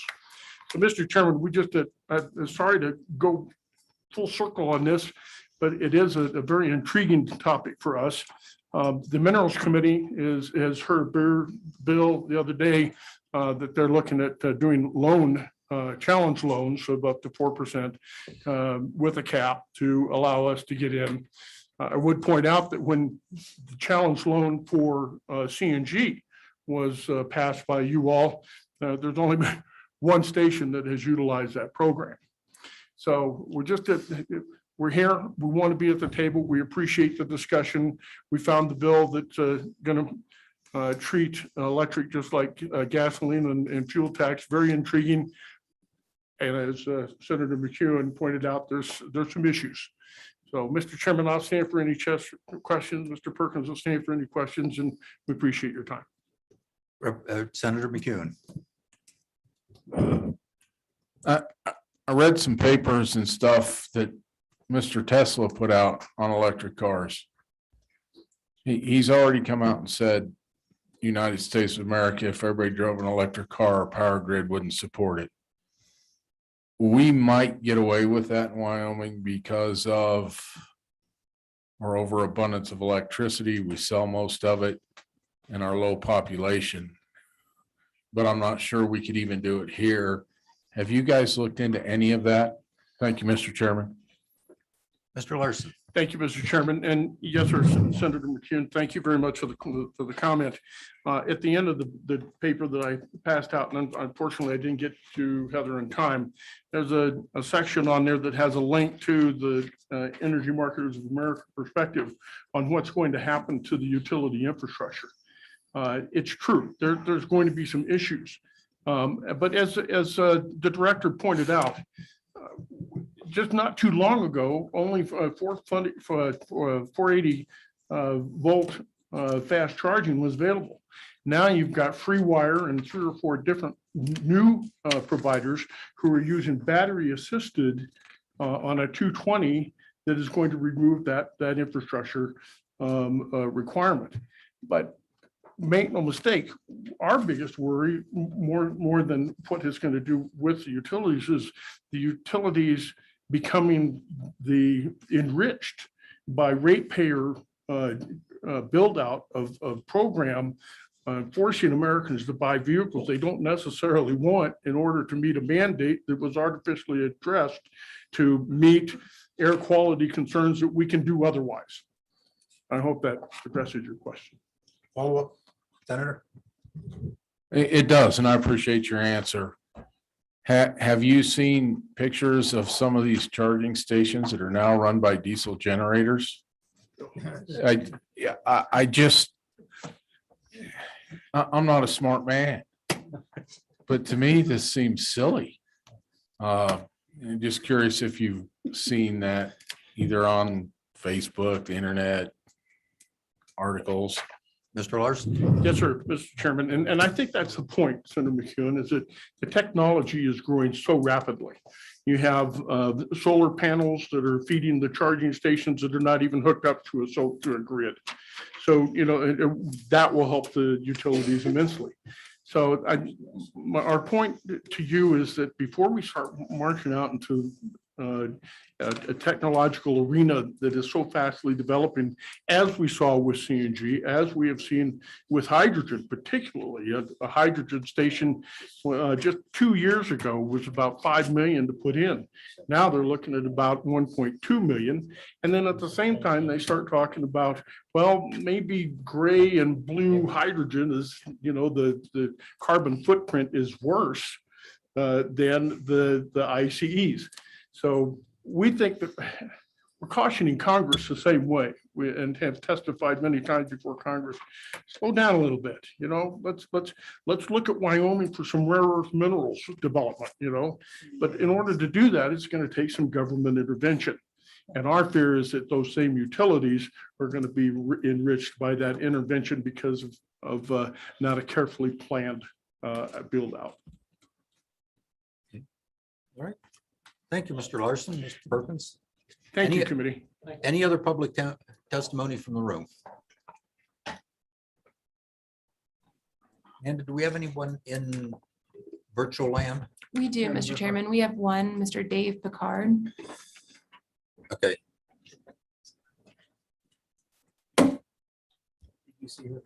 Yeah, So- Mr. Chairman, please, if you'd identify yourself for the record. Marcia Allen with the Wyoming Automobile Dealers Association. I really wasn't planning on talking about this. Listening to the discussion, just had a couple questions, I guess, for consideration as the committee starts working through this. The dealers, as you heard, are and have installed charging stations for the future of their businesses. If they haven't, they will be. And it's because manufacturers are heavily investing in the development of electric vehicles, and that's what they are going to be selling in the future. They already have them available to sell. So the question, I guess, that this is so complicated, and since they are required to have those charging stations in place for their businesses, the definitions are so broad that if I read it right, it would make them get another license as a dealer for the electric vehicle side of it and more reporting requirements. So if that was the intent, that's fine. I just, something to think about as you go forward with those. The dealers that I did talk to, because this just posted, that have charging stations in place right now, they're rarely used at this point. I talked to 2 in Cheyenne.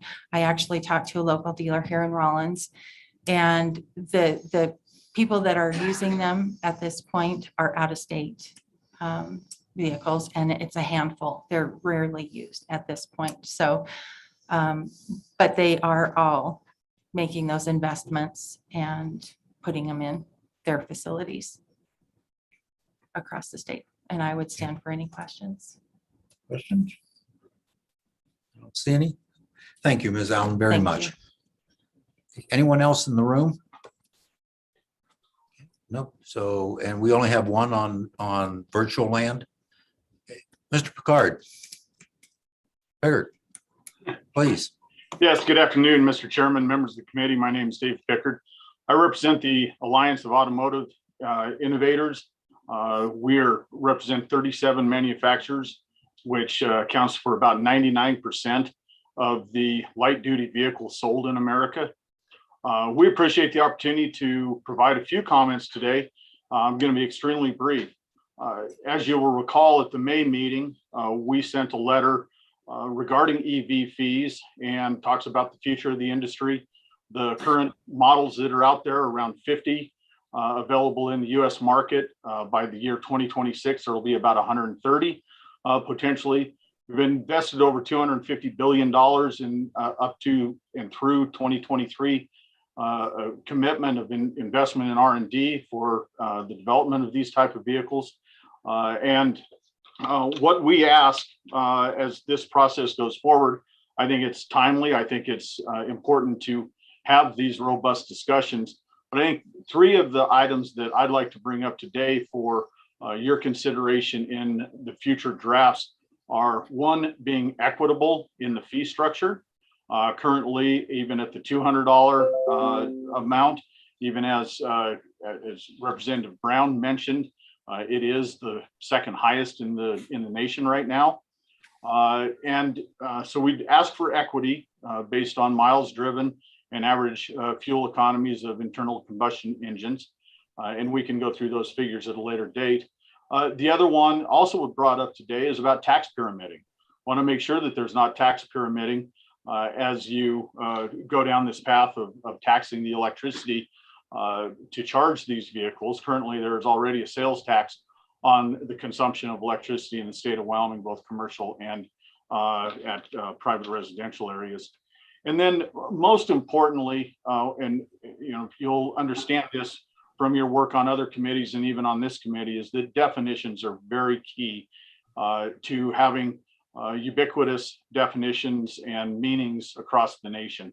And so as this is drafted currently, there are new definitions for three types of vehicles, supplanting the current definitions that are in statute.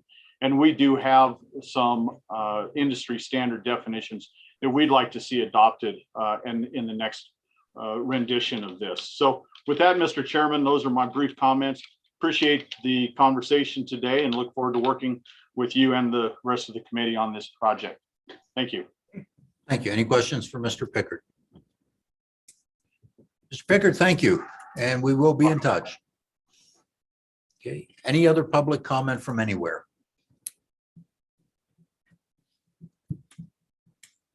Amanda, anybody else out there? No, Mr. Chairman. Okay, with that, I'll close public comment. So good lively discussion committee. Is this something we should pursue and start cleaning up this bill? And looking at all the issues, I'm not sure this would be ready for prime time in November. This may be something we carry over into the next interim. And maybe a similar discussion in November, looking at a much more worked bill. How's the committee feel? Good idea, bad idea? Don't care. Mr. Chairman, I think you're spot on. I Okay. think this is such a large encompassing bill, trying to digest everything that we're doing here between now and 2 more months. I don't know that we'll be able to get it all done. I also don't know that it's necessarily a huge priority. At least I don't remember it being a major priority for the committee moving forward. But I think maybe it should be one as we move forward, looking at interim topics for next year. Senator McCune. I think we should wait, Mr. Chairman. And I think as we go through this and we start looking at the fee structures and the taxes, understand they're not getting taxed, and they probably should be. But as we look at this, we're talking about an electricity tax, and they want it to all be fair, so they don't want the tax on the electricity to be more for the car. But on the other hand, we're building public sites, and the industry is so hugely subsidized that I would just say if we try to make it fair across the board for kilowatt per gas dollar, we're picking winners and losers, and we're getting the internal combustion engine out because they don't have the ability to receive the same subsidies. It's kind of like the windmill versus coal right now. So I think as we go forward, we should take a good hard look at that. Thank you, Mr. Chairman. Representative Burton. Thank you, Mr. Chairman. I was trying to look for the data we went through today. I think it was, what was it reported earlier, about 17 million cars. I don't remember the exact number we had for one of the other presentations. I'm trying to figure out the tax basis for, I think it was Wyoming, correct me if I'm wrong. And if we've got that many vehicles registered in the state of Wyoming, but only 322 are EVs, I don't see a high priority on everything else we have going future, that 322 vehicles registered in the state is a good return on our investment.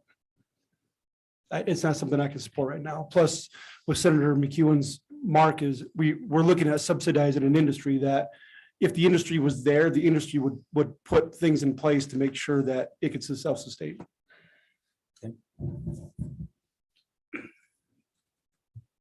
Other comments? So committee, I'll tend to summarize that, kind of keep working this issue, but not make it a priority. Maybe report back in November, maybe not, that it's going to carry into next year. Yes. Next interim. I think so. Committee? That sounds good. Okay, good. Resolve that issue. Committee, I committed to you earlier that 5:30 was a hard break. We will end at 5:30. I know some of you have to get on the road. Staff has a long drive ahead of them also. So with that, if you go to, well, we're about an hour behind again. We're going to look at these bill drafts. Go through them as quick as we possibly can. And I'll start with 22 LSO 0041 version 5. We may not get to LSO 22 LSO 0040, which is the commercial driver's license or commercial disqualification. There are issues brought up by the department over that issue. And I think they need to be looked at, worked a lot harder than we can do here. There may be some conflicts with federal law on that. So that will probably carry over to November. The others, I would ask that you be succinct and I know that Mr. Glenn has waited patiently all day. So with that, we'll start with 22 LSO 0041 version 5.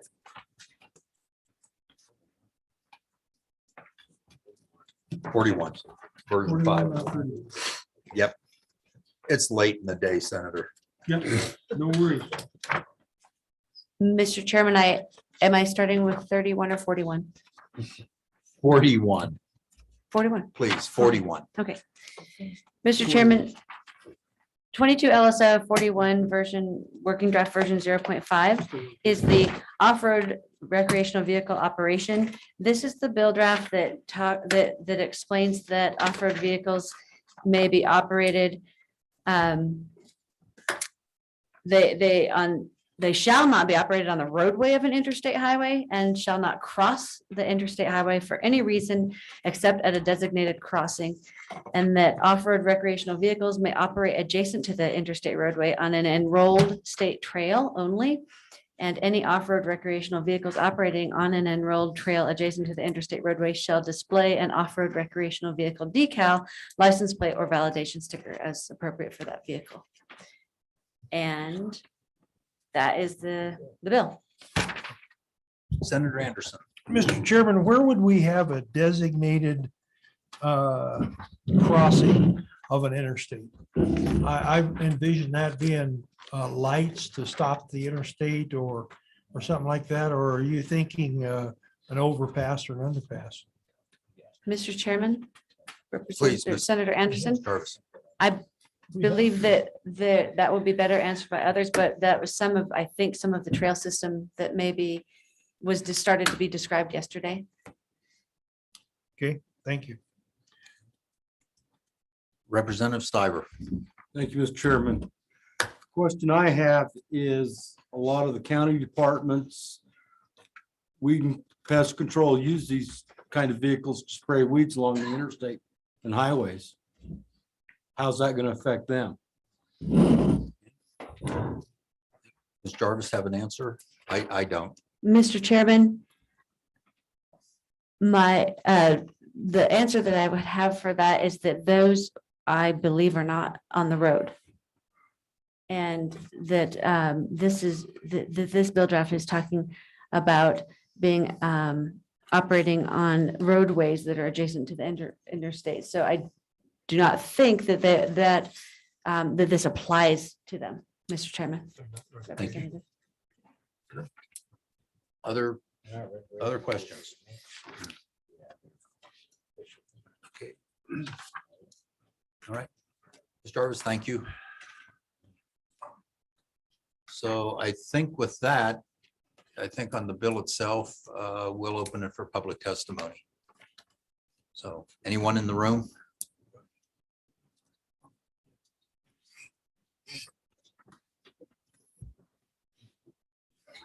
Mr. Chairman, Luke Reiner, Director White, and I'd certainly invite Mr. Glenn to come forward. Maybe we can tag team this because I think we have the same discussion.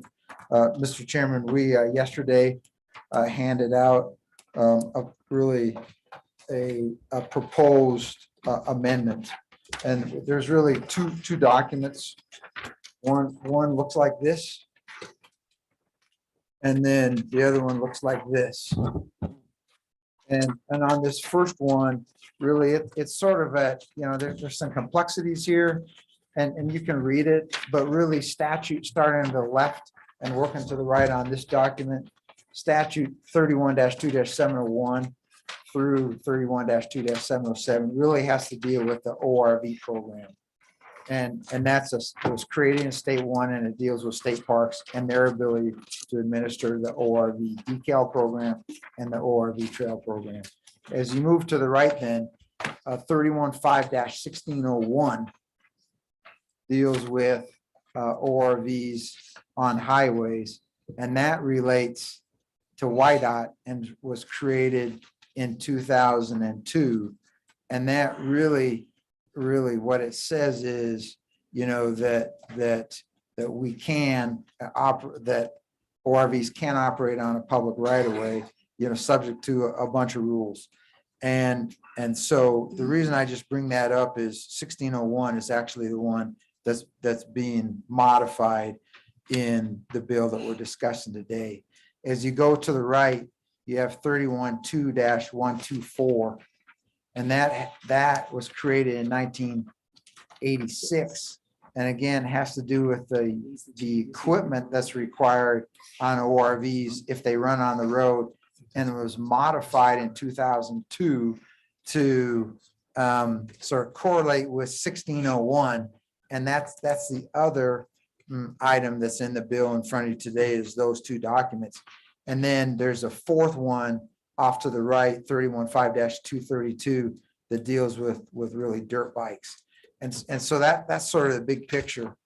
And so when you go to the 41.5 that we talked today, the recommendation that we would make to you, we actually, Ellis though did a nice job actually capturing the concept here. But based on sort of the uniqueness that we talked about yesterday in terms of what we're discovering as we look to put ORVs into the right of way, we'd recommend that we actually modify paragraph C in 1601, which is not part of the bill, and E in 1601, which is part of the bill.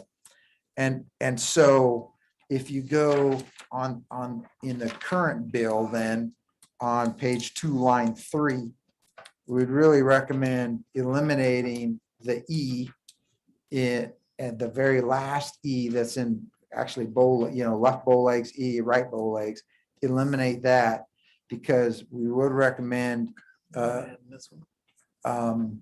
modifying C and E in 1601. And then the modifications to C and E would be, as you see on the right-hand column of this document. And there's specificity in there regarding vehicles. So let me just walk you through that. Is item C would say, hey, listen, we are very willing to have ORVs operate in the public right of way, except as in paragraph E of the following. And then paragraph E then would be a little modification to further delineate, as you see in the modifications of, when you say defined by WS 31-1-101, and there's a whole list of characters, that's the definition of a less than 50-inch ORV, a greater than 50-inch ORV, and a motorcycle. So it gets into more specificities of what can operate on there.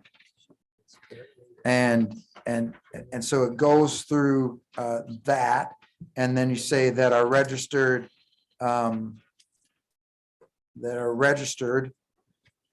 shall not operate on the right of way of an interstate, except for, then you say, hey, you can operate, you can operate next to or parallel to the interstate, and you can't cross it except at designated crossings. And to the question, it would be, they would be far and few between, but when we looked at the issue there in Evanston, it is possible that we may have to let them use the road to go underneath the interstate. And we're going to try not to do that and keep everybody on the north side. And then our next section there in Little Bowlegs 2 is to say that if you operate on an ORV adjacent to the interstate, you have to have a driver's license, and you either have to be registered or you have to have worked through the trails permit and have a decal. Mr. Chairman, there's a lot of complexities in it here, but it streamlines, it's more specific than in the current document. Senator Landon. Thank you, Mr. Chairman. Heather, I'm looking over in your direction because I'm just wondering if you were able to follow all of the detail of what's been suggested there. Does that make sense? And if not, we're going to try to amend this on the fly, and catching up to what the director just recommended. I'm not up with it, so I'm wondering if you follow. Mr. Chairman, yes, I do believe that I followed it. My understanding is that the larger page describes for you the current regulations that are out there, and that the recommendations for changes are on the on the smaller page. And the smaller page, I would certainly request slight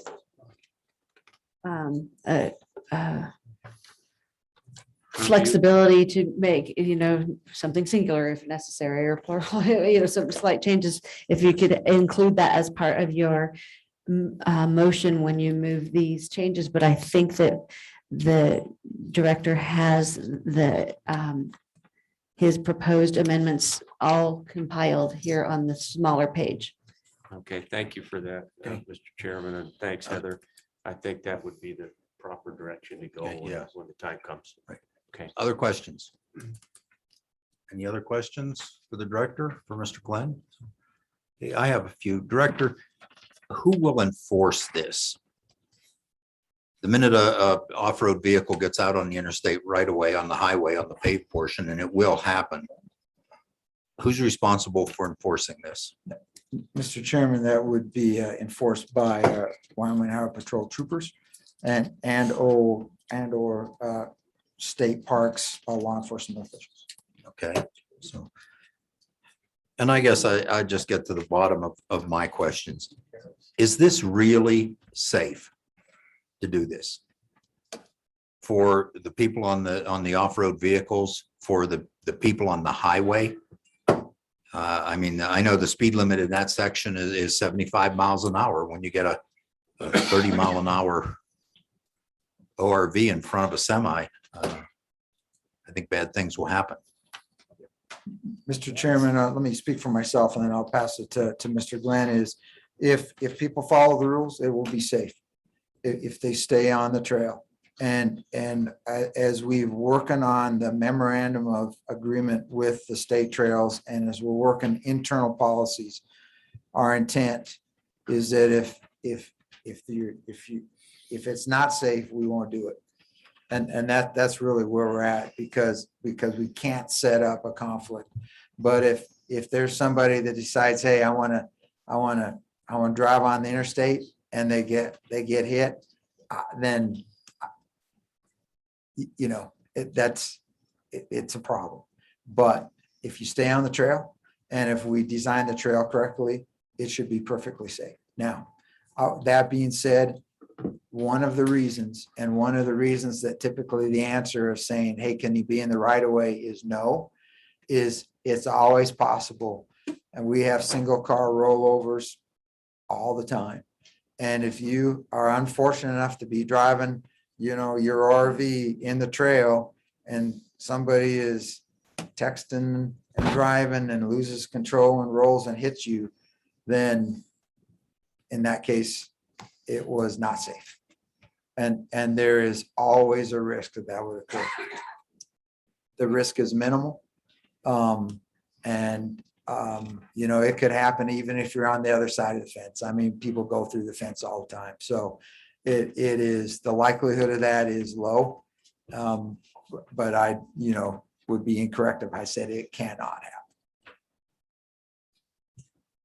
Representative Brown. Thank you, Mr. Chairman. I think Oh, I'm sorry. Mr. Glenn, please. Mr. Chairman, Dave Glenn, Deputy Director, Wyoming State Parks. The other thing we're looking at, I agree 100% with what Director Reiner said. If we can't do it safely, minimizing the least amount of risk, we won't do it. But the other thing we're looking at doing when we're building these trails is putting a fence on the other side of the trails. Granted, they can still drive through a fence and do other things, but it's going to take a little work for them to get up on the freeway. They won't have free access to just pop up there as well. And that's part of our design plans as we're putting that together. So, Mr. Glenn, how do you feel about an amendment that would require that physical barrier between the two? Mr. Chairman, I think it's a great idea. Let's do it. Representative Brown. Thank you, Mr. Chairman. Director, I'm looking at the big A that you've added in here, that every person's going to have a valid driver's license. I see why you're doing it, but that basically restricts a family of 4 on 4-wheelers going and doing their trail riding. They can't cross. Is there any other rhyme or reason other than they're crossing a public road that they have to have this? Because I just see that we sell tons of those little 90cc 4-wheelers all over the place. I see parents wanting to bring their kids across and do this. And with this bill, we say you can do everything but this. So I guess maybe I'm just a little concerned with that language. Director? Yeah, Mr. Chairman, I represent Brown. So that is a reinforcement of existing language. Right now, if you drive in the right of way, you must have a driver's license in current statute. And so there's no change to current statute. So, and I feel very strongly that we do not want people without driver's license in the right of way. So that's a safety concern of mine. We don't want a 12-year-old out there. There was an unfortunate accident about a couple of years ago, and it was illegal. A mom and her child, 2 different ORVs, and the child crossed the road in front of somebody and was killed. And so it's a policy decision. But our recommendation is driver's license is required.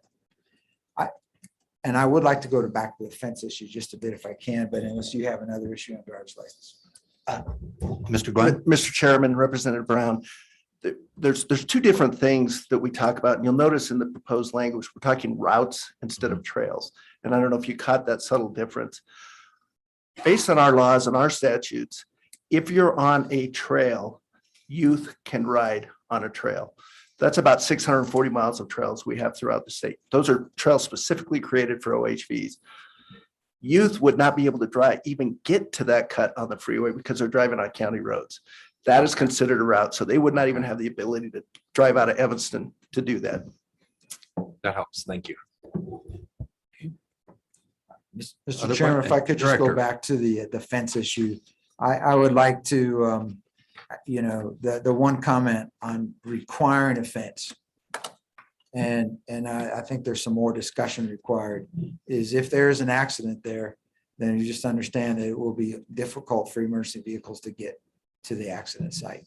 And so there's a double jeopardy there in terms of safety in the fence. And again, that would be a policy discussion. Thank you, Director. Other questions?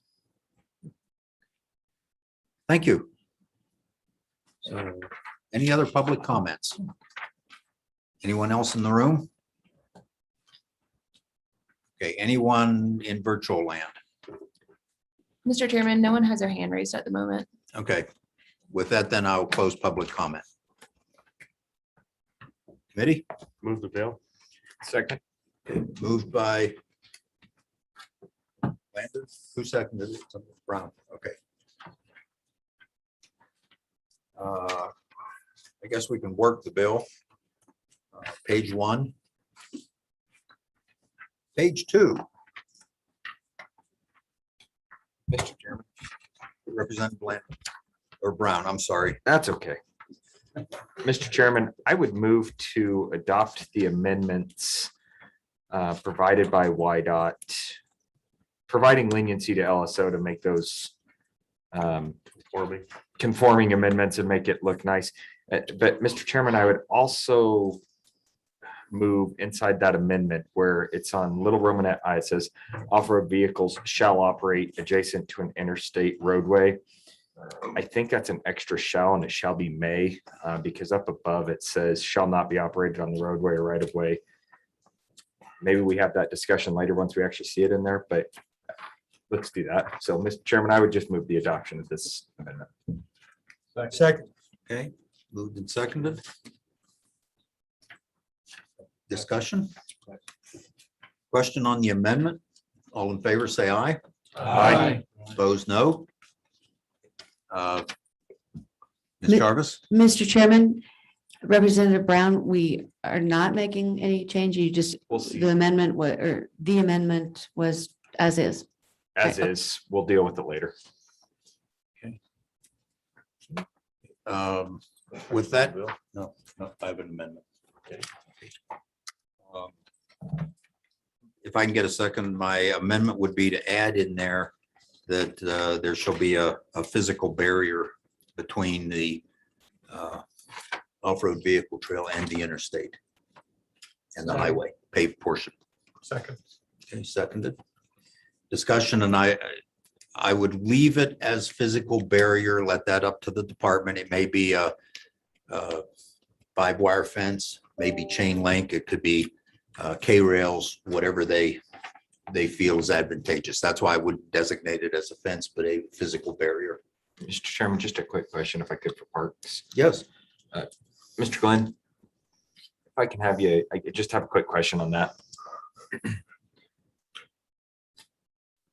As we were looking at the maps yesterday, that's approximately how many miles that we would be needing to put a physical barrier there? And then number 2, you seemed very confident, yes, let's do it.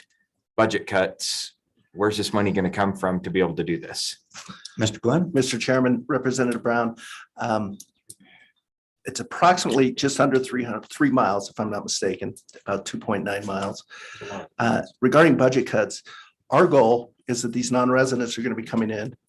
They're going to be buying fuel for those OHVs, and we receive money for OHV fuel tax, and they are buying an OHV registration sticker.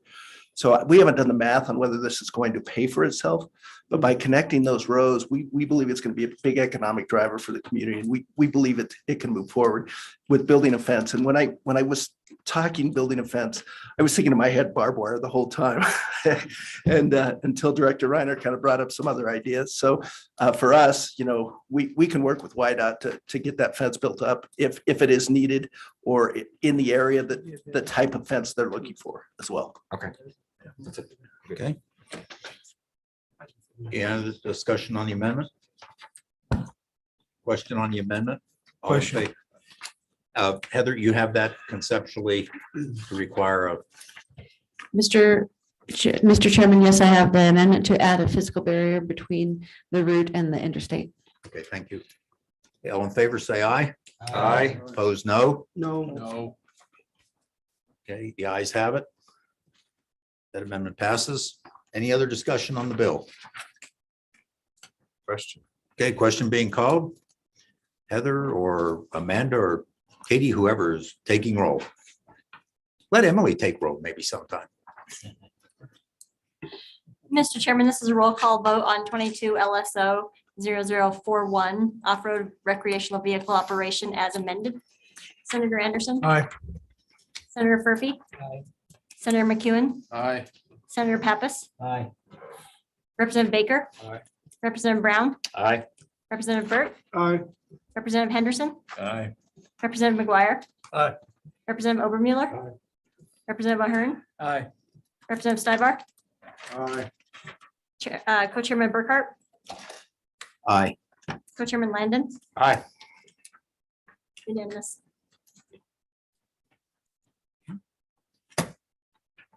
Thank you. Next bill for our consideration is 22 LSO 0031 version 4. Mr. Chairman, this bill draft is the one to fix what was inadvertently done last year that the department discovered as it was doing rules, that the off-road vehicle registration that was put into statute last year somehow allowed a perpetual, forever, never expiring registration. So on page 2 of this bill, it specifies that the registration expires annually in accordance with 31-2-206A, which is when other registrations expire. And then other thing this bill does is it specifies applicability, and you'll notice in section 2, there will, assuming this passes, there will be, could be a set of vehicles between July 1, 2021, and whenever this goes into effect, which will be immediately upon passage, that have registered with the idea of perpetual registration. And so this says what will happen with them, that they can, those vehicles can continue to use that operation, and that it will expire upon transfer of ownership for those few months of vehicles who bought the registration with the expectation that it was perpetual.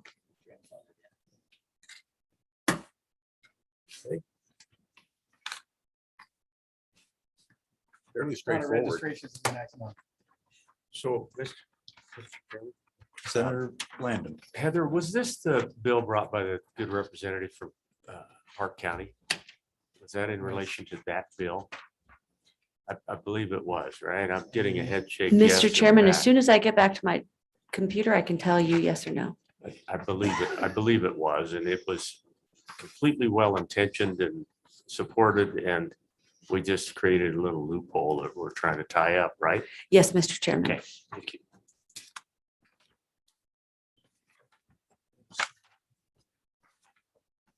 Okay, any other questions for staff?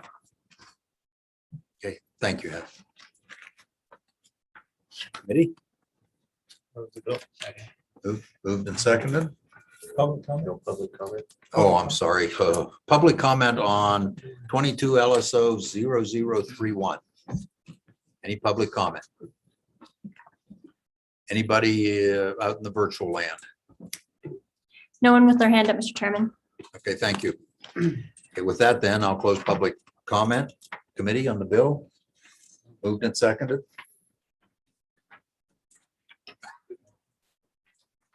Any discussion? Nope. Question being called. Katie, take the roll, please. Mr. Chairman, this is a roll call vote for 22 LSO 0031 off-road recreational vehicle registration and amendments. Senator Anderson. Aye. Senator Furphy. Aye. Senator McEwen. Aye. Senator Pappas. Aye. Representative Baker. Representative Brown. Excuse for a minute. He'll be back. Representative Burt. No. Representative Henderson. Aye. Representative McGuire. Aye. Representative Obermueller. Representative Ahern. Aye.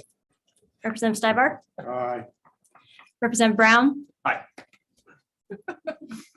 Co-Chairman Burkhart, Aye. Co-Chairman Landon, Aye. that passes. I think that'll be a House bill.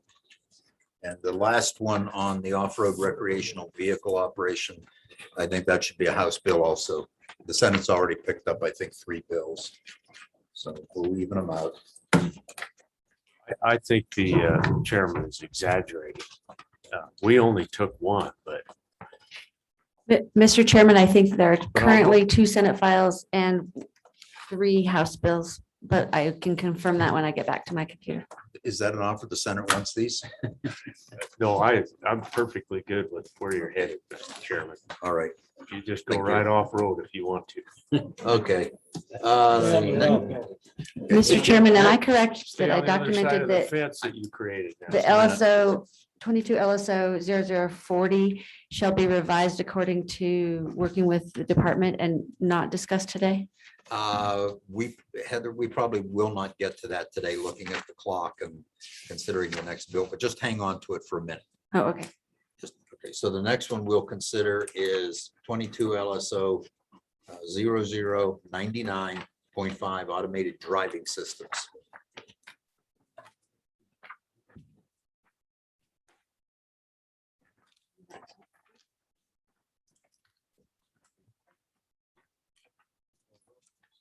You want me to, you're gonna present it. Good afternoon, Mr. Chairman, members of the committee. I would invite Representative you. McGuire, before you start, please, one moment. I just want to make sure everybody is on the same page with this because there were several iterations of this bill. I believe we are dealing and will consider version 5. Am I correct? Mr. Chairman, I think the only version that the committee on mass has seen is 0.5, is version 5. Okay. And that also, you wanted me to point out some of the bill drafts that came with very short notice. This is one that of that nature that the committee received when they were at their desk and they received an email of it over the weekend, and it was posted over the weekend. Okay, so Representative McGuire, is it your intention that we discuss this bill? Make comments, et cetera, but hold it for a vote until the November meeting? Yes, Mr. Chairman, I would encourage us I would like to just present the bill and have us go home and discuss it with our constituents and then come back and work it. And if there are questions for today, I'm happy to answer them, but to move forward. And I'd also like to thank Heather Jarvis for a very professional job drafting this bill. And she had a massive amount of work preparing for this meeting. And so I appreciate very much that she got it out so that we would have an opportunity to take a look at it. And as I mentioned, take it home and talk to our constituents and the individuals who are involved. I would encourage everybody to consider this to be a policy document and a policy bill. And I think that it's entirely appropriate for the department to make rules and regulations as autonomous vehicles evolve, and they are going to change and they're going to be coming. In fact, they're here already. We have AVs rolling down I-80 with humans monitoring the vehicle, but there are AVs in the state right now. So I think it's very important for us to consider this and to be out ahead of it. And of course, the first thing to keep in mind is safety. But the second thing is, and I think this is why it's important for us to consider it, is to keep our Wyoming businesses on an equal footing with the multinational companies that will be bringing AVs to the industry. This is not a mom and pop thing. This is multinational companies. And again, the policy is going to be, how is it going to affect the state of Wyoming? And the scale is huge. It goes from maybe buying a Tesla for grandma so she can get to the grocery store to 80,000 pound class 8s barreling down I-80 at 80 miles an hour with nobody behind the wheel, nobody in the vehicle. That's a pretty broad scale. And there's everything in between, from companies that may buy a small AV to make deliveries around town, deliver flowers or something, and everything in between. And that's why I think it will be important to leave it open for the department to act quickly when things change, to make rules to react to this. So moving to page number 2, I'm just going to hit the high points again. Definitions. At the next meeting, I'll be offering a definition for commercial operation, because I think that will become important as we work through the bill. Going to page number 4, the first broad point is safety at railroad crossings. With the last bill, we considered that very seriously, and it is an important thing. And so it talks about a dispatch. I'm going to Romanet 2, with a dispatching entity or human driver who would have to comply with all applicable safety, motor vehicle and equipment laws of the state, unless an exemption has been granted. Going on to the next page, talking about compliance with safety laws and rules, safety standards, compliance with all applicable federal motor safety standards. And going down to paragraph B on page 5, that the department may impose by rule and additional regulations necessary to ensure the safe operation of motor vehicles equipped with AVs. And that's because here in our state, being so rural, we have very different situations and very different things that people will be coming about, as opposed to AVs that may be operating on the Pennsylvania Turnpike. That's a completely different environment.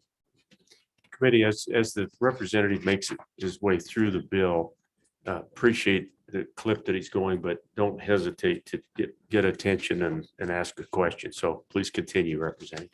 All right, going on to page number 6, the department may require by rule noticing that any entity demonstrating or testing new technology or operating conditions of a vehicle equipped with ADS in the state. Going down to midpoint, page 6 again, 3121-103, valid license requirements. Now this, to my mind, is one of the important things for all of us to consider. And again, talking about the equal footing. Now, we have heard here about how difficult it is and the shortage of people with CDLs. And a CDL is not something that you just go out and get. I mean, back in the day, you could just go out and go to the department and pretty much get one. Now you have to go get your physical, you have to have a clean driving record, you have to go to school. Going to turn out, you're going to have to go to school. That's 3 weeks, 3 to 5 weeks out of your life. So the question is going to be, whoever is operating or dispatching or whatever the term of art will be, whoever's in charge of this class 8, are they going to have a CDL? Because I will tell you that my constituents, and one of the ones that I'm thinking about in my district, I went to school with them. It's a 3rd generation trucking company. When he turns it over to his son, that'll be a 4th generation trucking company. And every driver he has to have a CDL, a current medical, and comply with all the rules. And if they're operating, if they're hauling something hazardous, they have to have additional schooling. So again, that equal footing, are you going to have a 14-year-old sitting there watching a monitor for a truck that's going across Wyoming? Or are you going to have someone who is competent and knows the rules of the road and can competently handle that vehicle remotely? Senator Murphy. Thank you, Mr. Chairman. Representative McGuire, do these vehicles have to go through some testing criteria before they're qualified to go on the highways? Representative. Mr. Chairman, yes, thank you. And that is what they're doing right now, is they are currently, to my looking at the trade journals, I don't think that there are any commercial, especially class 8s, that are operating autonomously without someone monitoring them in the cab. So that's what they're doing right now, is they're doing the testing and they're doing the proof of concept. But that's, to my knowledge, that's the current status, but it's coming. Okay, question from Representative Burt. Thank you, Mr. Chairman. Thank you, Representative McGuire, for bringing this. I think this is a huge impact for our state and the economy. The way we're looking at it, you may have seen some pizza commercials out there that are using this type of technology to deliver food. And I believe we do have some type of autonomous vehicle in Yellowstone, if I'm not mistaken, for tours. So the industry is coming. I'm not sure if there would be a limitation on hazardous materials when you get to that aspect. I do know that drivers are required to make sure that their cargo is secured and it has to be mixed or separated in a certain aspect. So I think there would probably be a lot of regulations when it comes to that. When it gets into the commercial side of it, when you get to that point. Would you be looking to open that up to all that type of industry, even the hazardous side of it, even with the strict requirements and regulations from the federal government? Do you see that coming down the pipeline? Representative, go ahead. Thank you, Mr. Chairman. I think that hits the nail on the head with regard to policy. Our job as the body is to set the policy. And if we say hazmat, no, you're done. Well, then that's the policy and YDOT will follow it. On the other hand, if we set the policy that YDOT, we want you to follow this and as it evolves, create rules and regs that accommodate it. And, I don't know, there's 90 of us and I don't know. So I think that we need to really collaborate on this. And I hope that this will be a really good committee bill that we can take to the body and look forward to some robust discussion on that. So long story short, no, I don't know. Thanks. Other questions? Okay, continue. Moving on to page number 7, signage. Again, I think this is an important policy for us to consider. And on line number 5, page number 7, I'll be adding signage for commercial vehicles. So again, if grandma's got a Tesla, she doesn't need to have a sign on there that says it's an AV. On the other hand, as you're going home tonight, and then you're in the middle of the highway when I'm going towards Muddy Gap or wherever, think about a Class 8 stopped in the middle of the highway and a highway patrolman comes up to it. It's totally dark. It's not moving. How's that law enforcement official going to know who owns the vehicle? Where it's at? You can say, well, they'll run the license plate. Well, great. You run my license plate and you'll get my commercial number. You'll get my office number. I'm not there. We need to have some kind of a registration and a marking, in my opinion. And this is subject to your discussion. Some kind of a marking and registration so that law enforcement official can immediately contact somebody and say, why is there a truck parked in the middle of Muddy Gap? And I need you to move it now. Or I need you to do this, or I need you to do that. Because if it's a commercial vehicle as it sits right now with a human driver, law enforcement can tell that driver to do this or do that. So that's the policy that we're working, that I think should be considered. Page number 7. Representative? Yes. Quick question or suggestion. Line 14, page 7. It says 1 vehicle length away. I think it would be better to specify a distance. Some pickup trucks are considerably longer than others. Semis considerably longer than a pickup truck. So maybe a specific distance. And I think we have that in some other statutes where we've specified readability of a sign. So just a thought. Thank you, Mr. Chairman. That's why you are the chairman. So. Yes, moving on to- we specify readability of signs, yes. Moving on to page 8, Romanet 2, talks about insurance. And so currently, the minimum insurance for the state of Wyoming is around $24,000.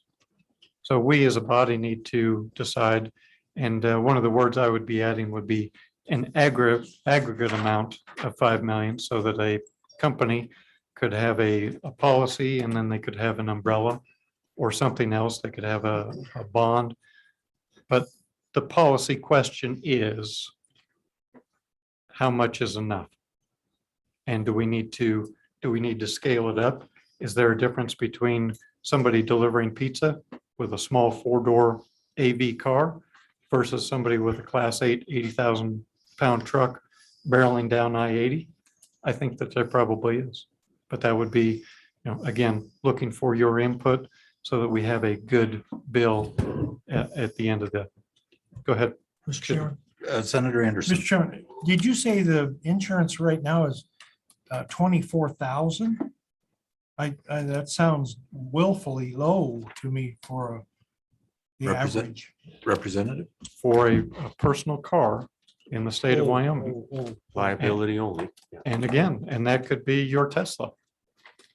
And you could be dispatching it to come and pick you up outside the front door here. Is that enough insurance if it harms somebody? I don't know. So anyway, also. Representative? At the Question on that, well, a couple, so I just give me, how did you arrive at 5 million? That was, I mean, just. Mr. Chairman, that is talking to my constituents. Again, I live in an oil city. And most of my constituents, if you're going to go onto a commercial drill site, it's $5 million is the minimum liability. And that's the way it's working right now. So. And Representative, follow up to that. Most companies, if you're using your personal vehicle on their business, you represent them, and most of them require a minimum amount of insurance. Do you know what that happens to be for most companies? I don't. I was just curious. Thank you. Continue. All right, thank you. At the bottom of page number 8, it calls for a short annual year-end report. Again, this is for commercial operators, and it's very simple. Number of miles operated, safety issues encountered, any collisions, the amount of damages, if it harmed an individual, if they required medical attention, and striking big game animals. Again, this is not an onerous report. This is, in my opinion, bare minimums, but again, it's open to the wisdom of the committee. Going on to the next line number 5, 3121-105. And again, this would be requirements for commercial operators. It would be to going through the high points, obtaining the correct commercial permit so that YDOT knows who they are and how they are operating. It also, going down to line number 18, it authorizes YDOT to recover a proportionate share of the department's infrastructure and administrative expense occurred creating the forms and rules and regulations to operate these AVs.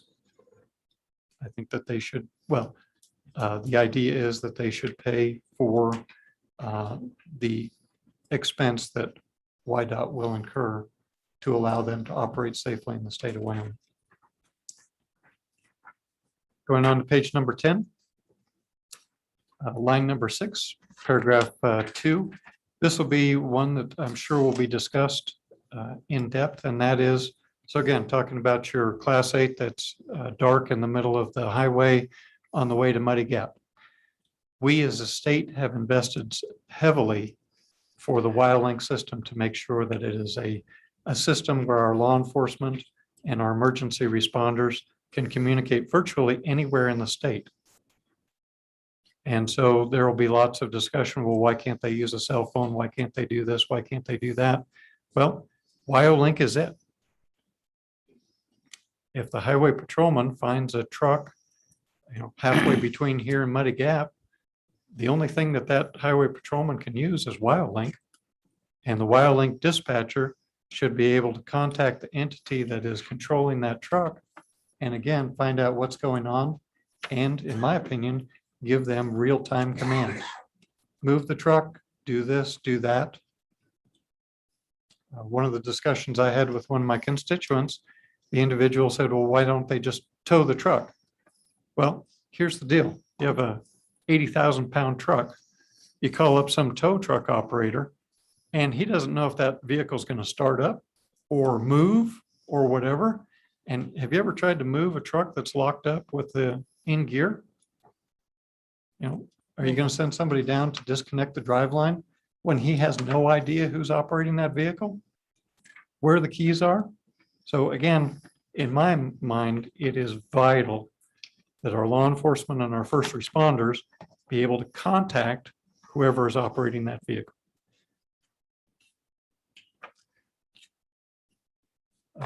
Moving on to page number 11.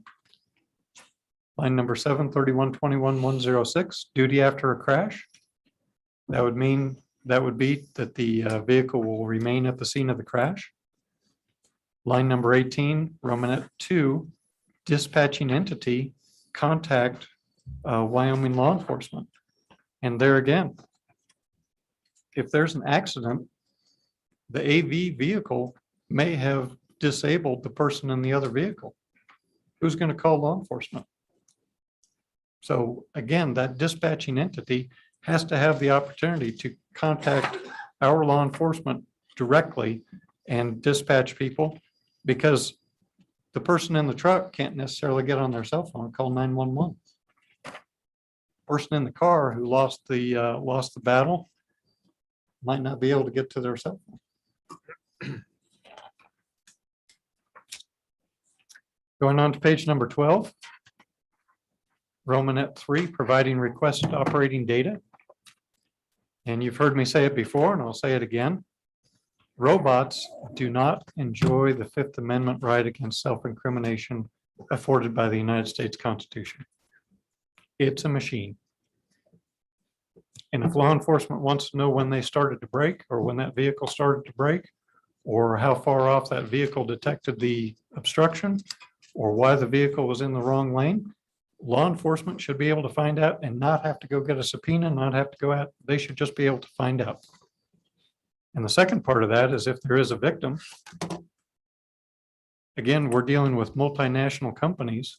If that company is based overseas in Asia or someplace else, and you have a Wyoming family that's trying to litigate with a multinational company, they may just decide, hey, you know what? We'll never go back to Wyoming again. We'll just start routing our trucks down on I-70. We have to put our people on an equal footing with the operators of these vehicles. Going down, talking about rulemaking, and this is on page 12, line number 11, and moving down. Again, it's encouraging the department to promulgate rules and regulations to keep up with this, because it is going to be moving fast. It's going to be technology that's coming fast and furious. And I don't think there's any question that the Wyoming legislature will not be able to keep up with it, especially when we meet once a year. Finally, penalties. It offers a penalty provision. It would keep the infractions as a misdemeanor, $750 a day for the first offense. And after that, if the fine, or excuse me, if the offense is recurring, up to $1,000 a day for subsequent offenses. I apologize. I need to go back to page number 12, talking about the accidents and going up to, this is on page 12, paragraph, or excuse me, Romanet 3, line number 8. And it's talking about the protection of the data for the companies. So again, this paragraph says that the data shall be available both to law enforcement and victims. However, it says that a judge in the district where the collision occurred may perform an in-camera inspection. In-camera is a legal term of art, and that means that if we go to court and I want to take a look at your tax return because I think you received a certain amount of money, your defense attorney can say, look, there's only one item on that tax return that's relevant to this case. So the judge will look at the tax return, he'll look at that one line. That's called an in-camera review of that piece of information. And then he can even cut it out or whatever. And yes, you can use that, but the rest of your tax return is not admissible in court. That's what in-camera means with regard to a legal review. Skipping ahead, we talked about penalties. Going on to annual report, and that is page 14, 3121-109. That would be YDOT giving us a report annually. And again, this is a very short report. Summary of operations in Wyoming, total number of vehicles, miles driven, collision statistics, and the number of moving violations. 4 or 5 lines, nothing onerous, and recommendations for safety-related legislation, if that's appropriate. Also, this was drafted as effective immediately. I think that this is something that we should address immediately, but again, those are all questions as we work the bill. So I stand for questions. Questions for Representative McGuire? Questions?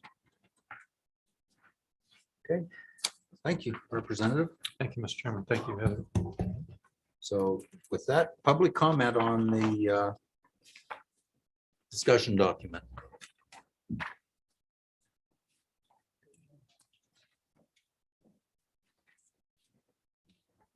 Mr. Chairman, Sheila Furch with the Wyoming Trucking Association. Excuse me, I indicated to Representative McGuire last night, I was able to send this bill draft to the American Trucking Associations on Monday and didn't really know if I'd have any response back from them. They did a quick, very quick initial review, sent me some information late yesterday afternoon. I plan to work with Representative McGuire with any concerns that they bring to our attention. What they pointed out was some issues with definitions and a few things like that, but certainly want to be a part of that to make sure that we're giving you guys good information about what the end users of some of these equipment will be. So, excuse me, happy to work with Representative McGuire between now and November. Okay, thank you. Questions from Ms. First? Okay, thank you. Any other public comment in the room? Director? I apologize. All these times we should have taken you first. Oh, Mr. Chairman, we're good. So I'd simply say, hey, this is a great start to a good concept. And like Ms. Frisch will work. There's a couple issues I'd still like to kick around with the representative, but we'll do that. But we've had a chance to kick this around a little bit. I think this is heading in the right direction, is an important step for us all, and certainly appreciate the representative bringing this forward. Any questions for the director? Thank you. Any other public comment in the room? Okay. Amanda, any public comment in virtual land? Mr. Chairman, we have two. We have a Mr. Joshua Fisher and a Mrs. Catherine Wilkinson, and they're currently in the room. Okay, let's bring them in and let's bring up Josh first. All right, Mr. Chairman and members of the committee, my name is Josh Fisher and I'm here with the Alliance for Automotive Innovation. As my colleague, Mr. Piker noted earlier, our association represents automakers and the automakers that produce about 99% of all the light duty vehicles sold in the US. And we also represent several technology companies involved in the AV space.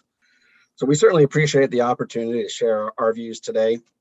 Our members are committed to a safer transportation future. As Representative McGuire noted, safety is our #1 concern when it comes to AV technology. And we believe that supporting AV technology is the key to maintaining US automotive leadership. We also appreciate the collaborative process we've enjoyed, I guess, maybe going back to about this time last year. And I just want to use my time today to briefly highlight some areas in the draft bill that we think we need some further discussion on. So #1 would be the definition sections. We would advocate that the definitions used in this bill align with the Society of Automotive Engineer definitions. Uniformity is key, especially as we go from state to state. So we request that definitions used in this bill again align with the SAE definitions. The next item I want to highlight would be on pages 4 and 5. There seems to be some of this language seems to be duplicative when it comes to the obligations about complying with traffic laws. We could certainly suggest some language that we think would clean that up.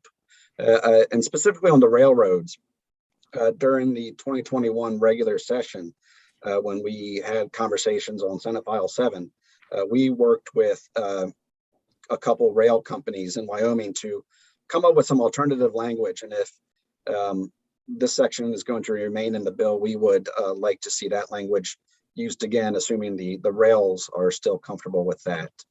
And we can provide that language to the committee at any time. The next item would be on page 7, the signage. I believe Representative McGuire noted he's going to change that requirement to apply just to commercial vehicles. So we'll look to see what that language looks like. From our perspective, this kind of veers into a design requirement for vehicles. And that gives us some pause. We really highlight the idea and the fact that the federal government is responsible for design and performance requirements of vehicles, but we'll see what the representative has in mind with that language, but just wanted to highlight that. And then on page 8, the insurance requirements. The $5 million bond for test vehicles, we're totally okay with. That is the norm across the country. But when it comes to the insurance requirements for deployed vehicles, requiring a $5 million bond would be unprecedented in the US. No state currently requires that. So we would like to see that struck. We're certainly happy to talk more about insurance requirements, and that $24,000 insurance requirement, that is the baseline liability coverage that a person in Wyoming would need to legally operate their vehicle. It's not a cap on liability or anything like that. So we're happy to continue discussions around that. The next item I want to highlight would be on page 12, the crash requirements.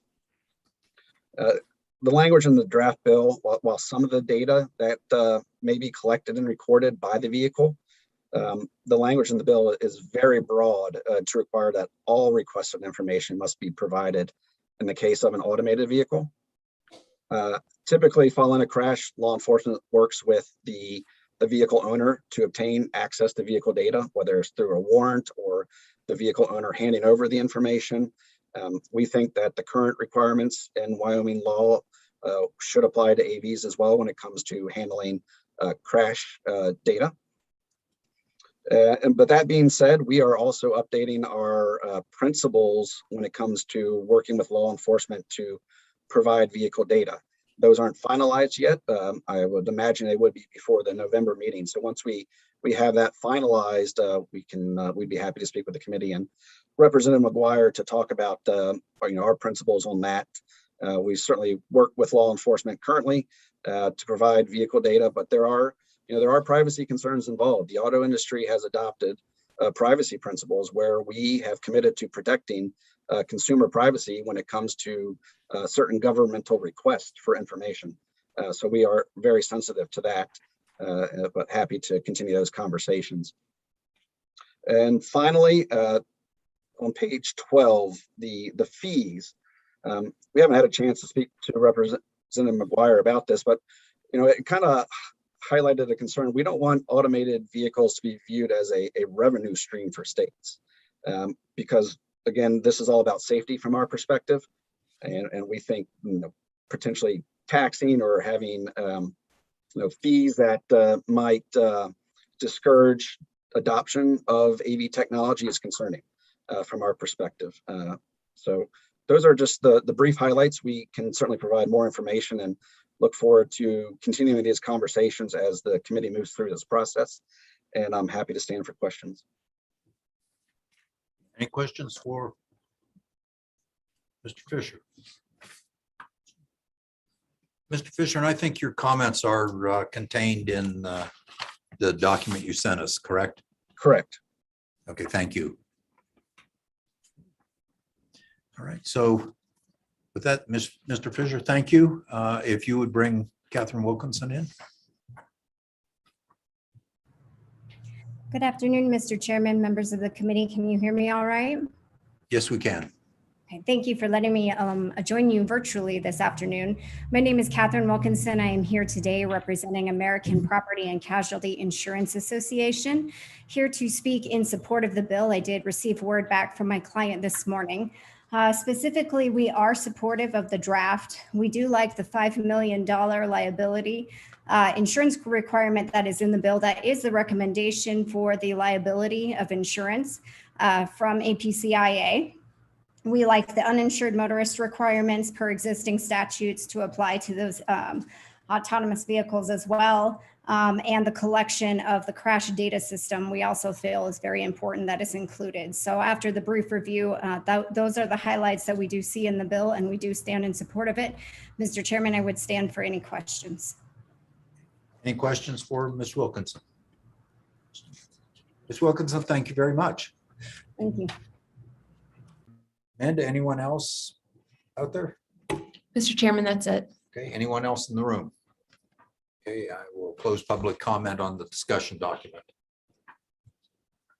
So any discussion committee? I mean, it is a discussion document. We're not going to vote on it.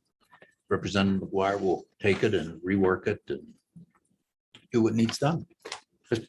Mr. Chairman, Co-chairman. I do want to thank the representative for his work on this. I think it's important that we carry it forward.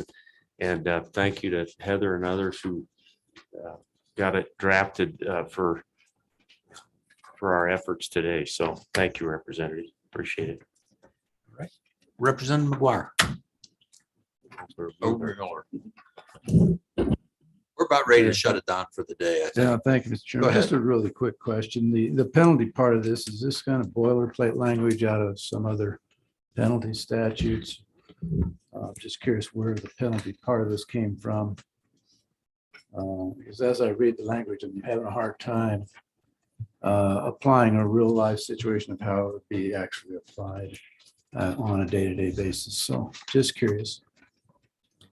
Representative McGuire, staff, either. Thank you, Mr. Chairman. $750 for a misdemeanor. That's pretty standard for vehicle type misdemeanors. And then with regard to ongoing, so the theory there is there are certain companies that $750 is something that they are willing to risk, and that they would just take they would just risk running that penalty. So they will continue to operate in that mode until quote unquote they're caught. So that's why the $1,000 per day. So that if they are caught, then the judge at the judge's discretion can say, you've been violating the law willfully for X number of days. And of course, all this has to be proven and move forward in a criminal manner and proven, meet the burden of proof and everything. So it's subject to that, but that is, I hope that answers your question. Thank you. Other questions, other discussion? Representative, staff, thank you very much. Staff, next bill for our consideration, we 22 LSO 0037, working draft .4.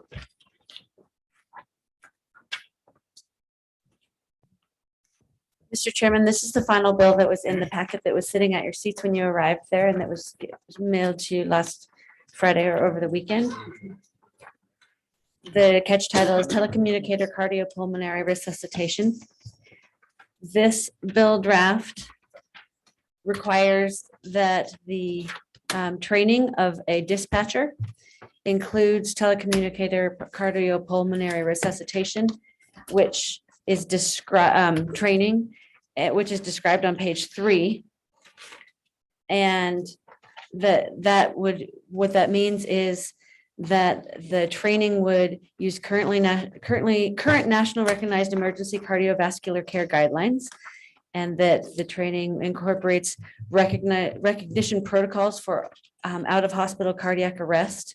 Remember, this is for a dispatcher who's over the phone with a caller, waiting for emergency personnel to arrive and trying to talk them through CPR. And that's item number, Romanet number 3 at the bottom of page 3, that the training would provide information on the best practices for relaying compression only CPR instructions to callers.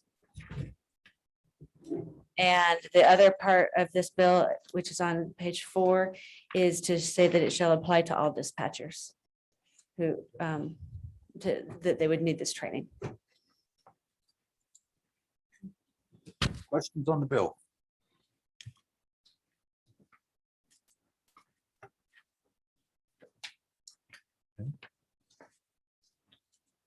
Okay. Senator Anderson. Mr. Chairman, I'm wondering about that definition of dispatcher. In most heavy equipment operations, you have a dispatcher, but I don't know that he would fall into these rules. I'm thinking that this dispatcher is a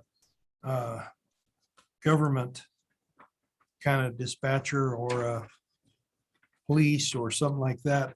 Is that defined well enough with that government requiring telecommunicator? Mr. Chairman, it is up to you as whether it's defined well enough. It is in the section for these emergency dispatchers.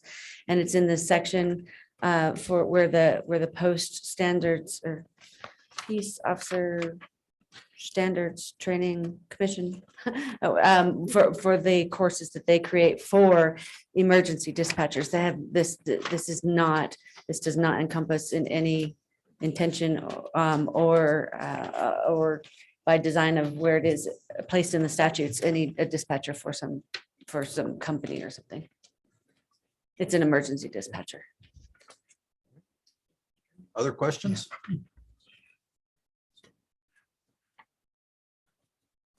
Jarvis, thank you. Guess I would ask the department to comment on this. Mainly because I have questions.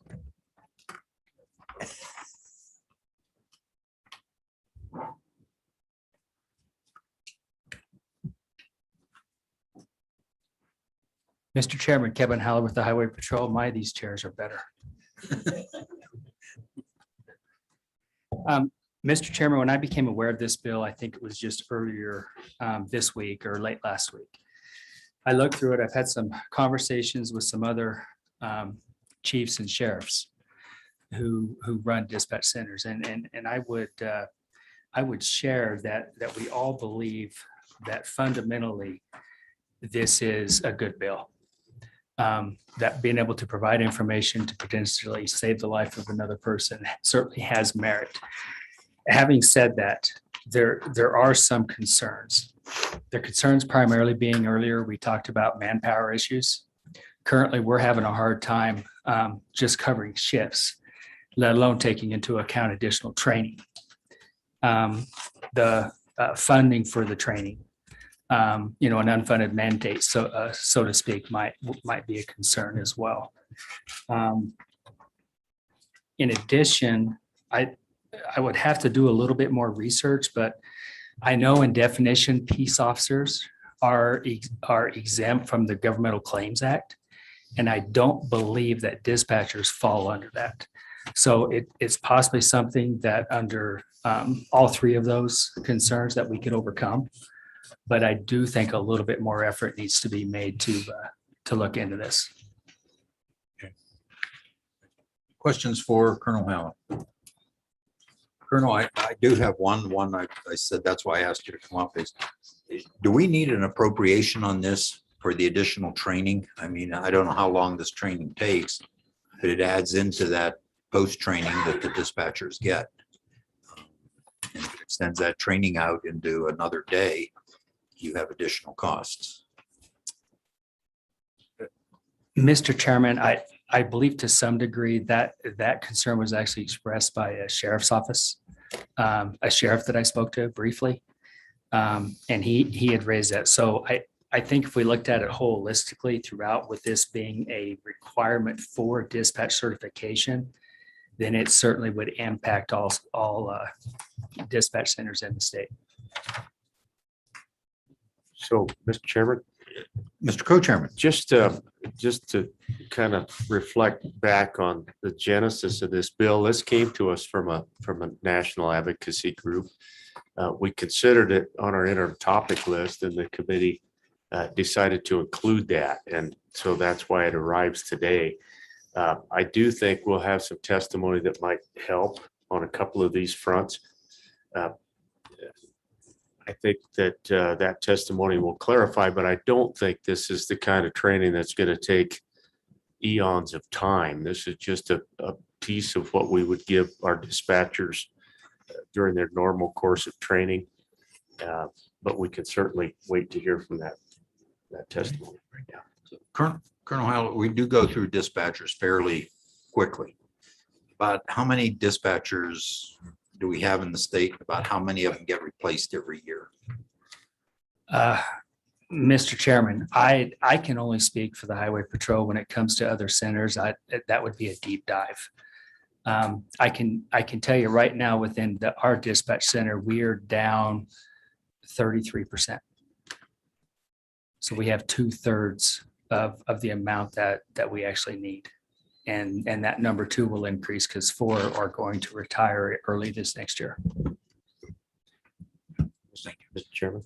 Senator Landon. So Colonel, if a dispatcher gets a call now and someone clearly is in distress, the caller says, you know, my dad's laying on the floor, he's not breathing, he's not whatever.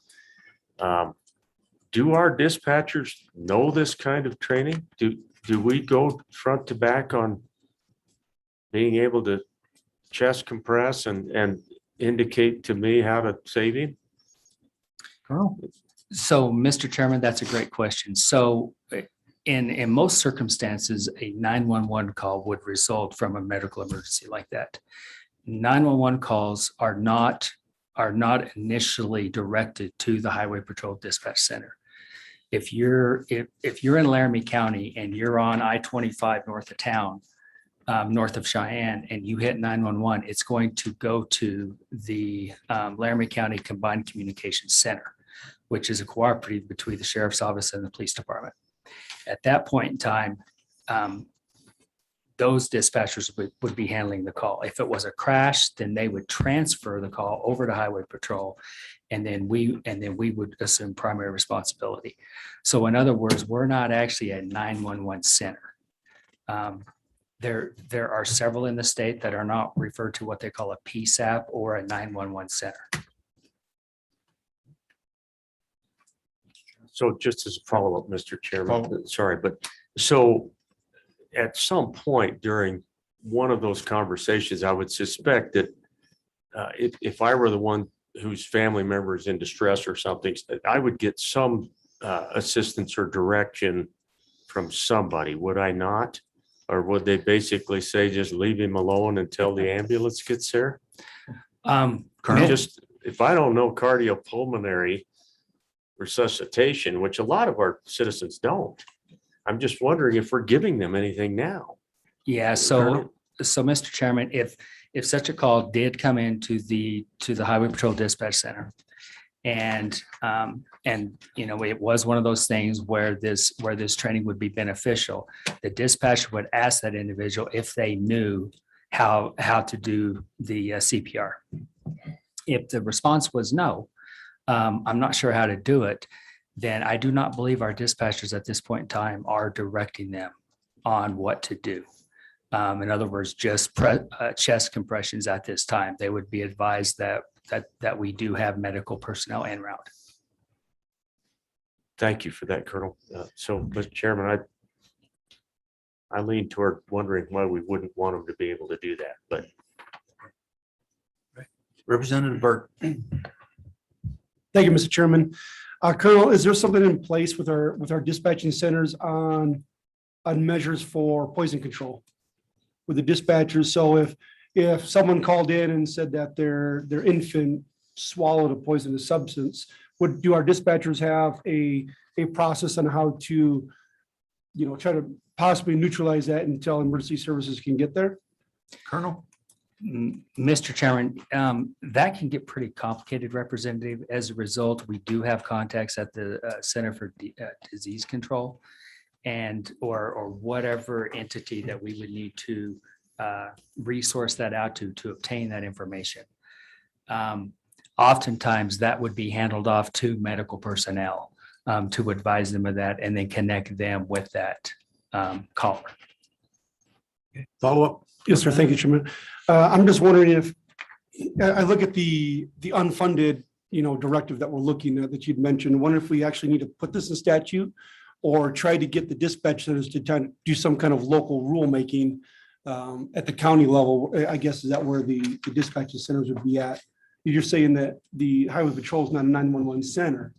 If we could just try to figure out how to do a rule, some kind of a rule set for where those dispatch centers are. I don't know if this would be the proper, like I said, if you're looking at employment issues where your turnover rate, I don't know if we want to look at what YDOT already has, where they're investing a lot of money into CDL drivers, and then a year down the road, they're gone. And you have that reoccurring cost. The unfunded side of it, where we're forcing the hand of it, and then, you know, forcing that increase of turnaround. I'm not sure if this is the best way to do it. So so Mr. Chairman, Representative, I want to be clear. My largest concern is, so with this being a part of certification, it's not just a one and done to where you're certified. You have to maintain that certification. So I think we all recognize that in CPR, it's every 2 years, I believe. So it is an ongoing training for certification. But truly, my biggest concern is any liability concerns back to the dispatch operators that are providing this medical advice. That is the overarching and protecting them. We have that with our peace officers. And like I said, I think we're going to have to dig a little bit more to see what other statutes may be involved to include those dispatchers into. Representative McGuire. Thank you, Mr. Chairman. Moving forward with regard to not only legal liability, but there's also the ethical liability. I could certainly see a scenario where someone calls up, they're a little bit scared, frantic. They're talking to a dispatcher, and now you're asking your dispatcher to make a medical diagnosis over the telephone and tell that person to start performing a medical procedure. What if it's the wrong procedure? Colonel? I would agree.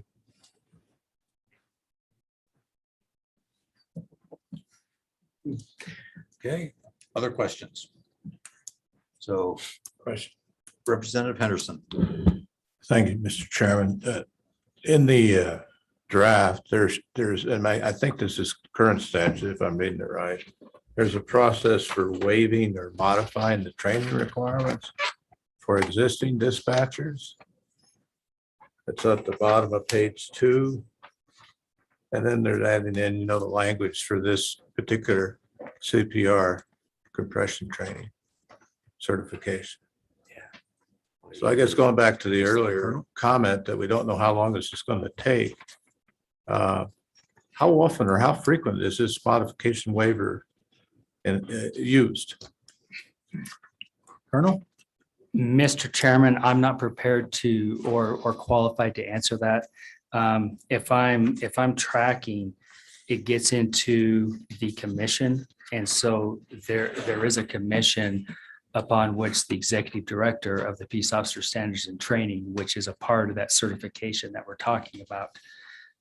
But I would have to refer to them for that. Quick follow-up. Thank you, Mr. Chairman. Well, just plain reading of it, it seems to me it constitutes basically a written exam and an oral interview. And I don't know how much, if any, the 911 ERT or the EMT organization, in the process of responding is involved in that phone conversation. I know there's probably a capability they could be conferenced in route kind of thing. So I don't know. But what are your thoughts on that? Colonel? Mr. Chairman, Representative Henderson, I would agree.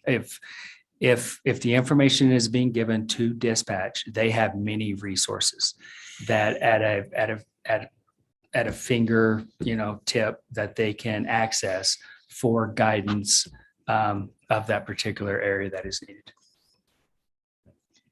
Thank you. Questions? Colonel, just a question. You just said something that sparked a question when you said they have many resources at their fingertips. Would the dispatchers be able to transfer a call to the emergency room at the local hospital for this information? Mr. Chairman, there are times, whether it be medical personnel at a stationary location such as a hospital or while they are en route, that conversations are actively taking place. In addition to individuals that are on scene that may have cell phone connectivity being connected directly to medical personnel that are en route as well. And so that is done on a regular basis. Okay, so follow up, Colonel. So a person calls, and we'll go to 911 because it's a little different than highway patrol dispatch. Calls 911. the dispatcher can say, okay, we have a medical emergency, immediately start the process of dispatching an ambulance, medical personnel. Then could they also transfer the caller to those personnel or to the hospital? I just want to make sure I'm clear here, that they can tell the caller, I will transfer you to medical personnel. Can they do that? Mr. Chairman, yes, we have that capability. Mr. Chairman, Senator Anderson. Mr. Chairman, it's been my experience that the dispatcher stays with it and he brings in the other callers. Okay. But he stays with the person, so the call is not dropped. But they bring in a doctor, they bring in the EMT, they bring in whoever, but they stay with the caller. Other questions? Colonel, thank you. Anyone else, any public testimony in the room? Okay, anyone in virtual land? Mr. Chairman, we have Mr. Richard Garrett from American Heart Association online. Okay. Would you bring Richard in? He is in the room if he'd like to provide any testimony. He just needs to unmute himself and turn on his video. Mr. Garrett, could you introduce yourself and for the record, please? Thank you very much, Mr. Chairman and members of the committee. My name is Richard Garrett. I'm State Government Relations Director with the American Heart Association here in our beautiful state of Wyoming. And I do want to apologize to you for joining you virtually today.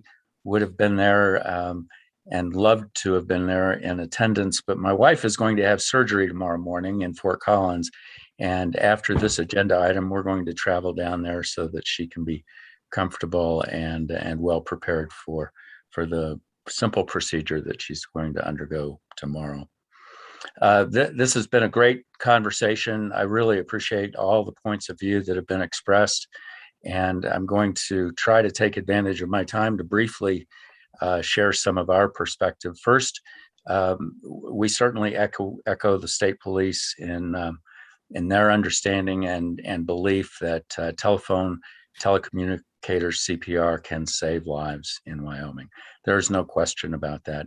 And it's not just for our 550,000 citizens, it's for the 3 million plus people that travel through our state to recreate here, to work here on an annual basis. This can be a very valuable tool to enable our dispatchers, our emergency dispatchers, to save a life.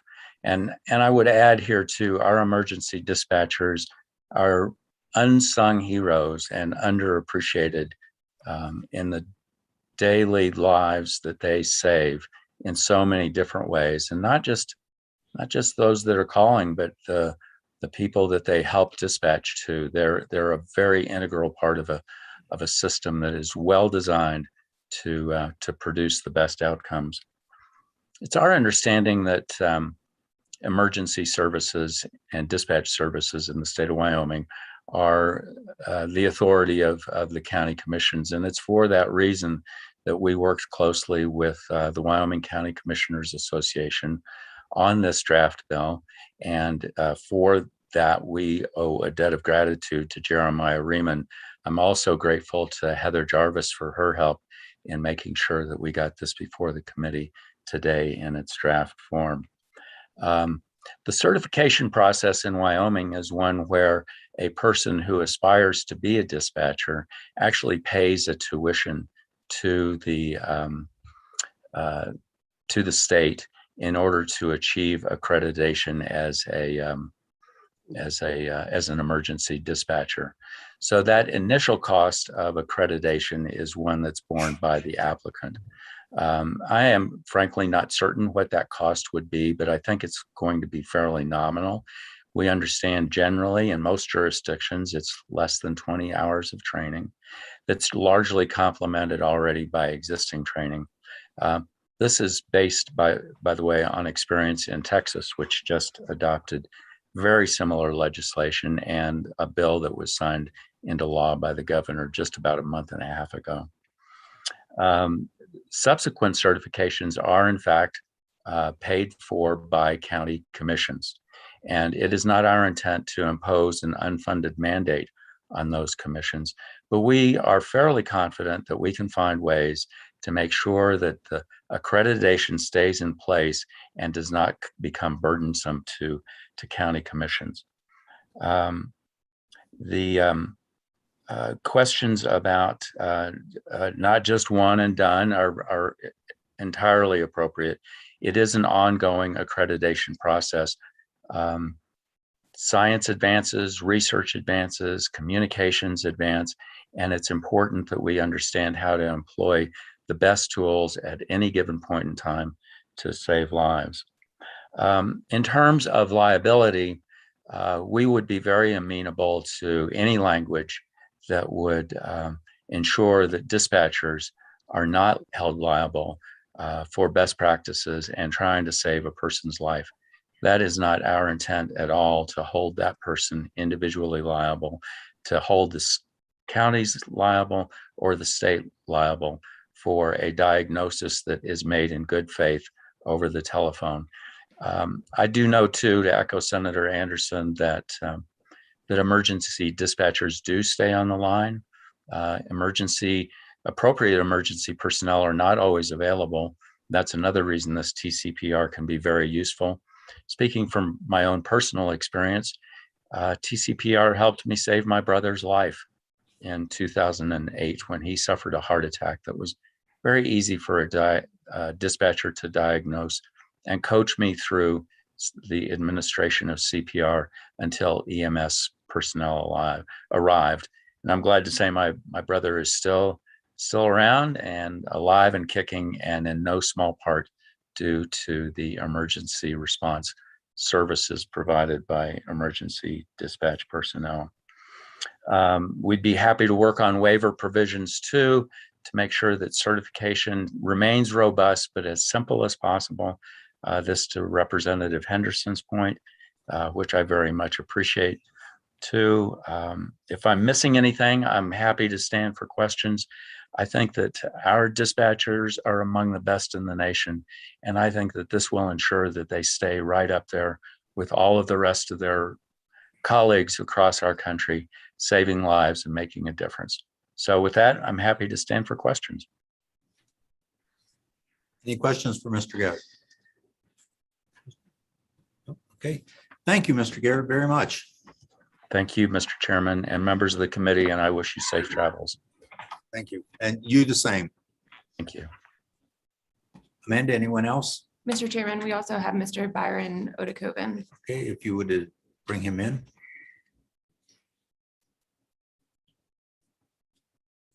Mr. Odekoven, please identify yourself for the record. Thank you, Mr. Chairman. Byron Odekoven, the Executive Director of the Wyoming Sheriffs and Chiefs. I think it's important for me to clarify and provide quite a bit of background to the discussion from a slightly different vein, if you will, so that we can have, and it may take, actually, depending upon the committee's pleasure, it may take another discussion in November to further clarify what the expectations of this bill in order to garner support from the sheriffs and chiefs. So the concept for the bill came about as a interim topic rather quickly during the end of this last session on the concept that communication personnel referred to as dispatchers in Wyoming statute needed to have the ability to walk someone through CPR. Notable, laudable, I would agree, and I would agree wholeheartedly that that is necessary. What may be misunderstood is because of the manner in which dispatch, and I'll use the term dispatch, training is accomplished, it's slightly confusing what is or is not included in the training. Unlike peace officer or detention officer, the state of Wyoming chose to require dispatch training, but doesn't pay for dispatch training. So while it's coordinated at the Law Enforcement Academy, the assertion was that it was paid by the individual applicant. Not quite correct. The agency pays for that initial training, and thus any additional requirements would put additional burden and thus an additional cost directly back to the 911 centers and the management of that for the training of the employees. The next point that I want to kind of cover is that we have a program in Wyoming and across the nation titled Emergency Medical Dispatch. That is a rather lengthy course that of the PSAPs, of which there are 34 in Wyoming, 29 are primary PSAPs, meaning they can receive 911 calls of both calls and texts. 5 are secondary, which are calls only. And as we heard from the colonel, there are 6 that are dispatch centers that are referred, calls are referred to, but they don't directly take 911 calls. So they aren't first in the queue, if you will, dealing with members of the public. So of those 29 primary and 5 secondary, 20 of those centers do emergency medical dispatch now. So they have a very rigorous training program brought to you by specialty emergency medical dispatch companies that work with both the provider, discuss the whole discussion of liability protection. They have medical personnel that are assigned to the policies and procedures, and they provide, in simple terms, and I'll have any part of this description wrong, so by November I better get it right, but they have cue cards, if you will, old artful term, or flip chart, if you will, to start walking someone through that emergency medical problem that they present to the 911 dispatcher. So as Mr. Garrett alluded, that communication personnel, if that were in Wyoming and in one of the 20 PSAPs that has emergency medical dispatch training now, they would have turned to the page for CPR, queued down through the checklist, if you will, started in the conversation with where they needed to based on the person's understanding or lack thereof of how to do CPR, and walk them through the process of conducting CPR. This same scenario would take place, we mentioned poisoning a little bit ago. That's on the list. So are snake bites, broken bones, tracheotomies, lacerations, a host of things that go into emergency medical dispatch. You can imagine all of the different things that would be presented to a 911 dispatcher. Thus, the sheriffs and chiefs have recognized this is the level of service and training that needs to be done. That training takes approximately $8,000 to $10,000 per agency for the initial training, somewhere between $4,000 and $6,000 per agency in annual maintenance to do that, with the medical processes and procedures updated rigorously through the providers who are on the hook, if you will, liability-wise for the delivery of the state-of-the-art direction and cards to the communication personnel to be able to do that. So if from the directors that I spoke of the PSAPs, they're very concerned that the way the bill is worded would be a step backwards, if you will, in terms of what is offered now in all but a couple of centers, without considering how it would interplay with the existing emergency medical dispatch. So think about it, as I was trying to figure out how to convey the message, think about you would be providing somebody with a basic first aid card and having them answer the phone versus having a paramedic answer the phone. Slight exaggeration, I understand.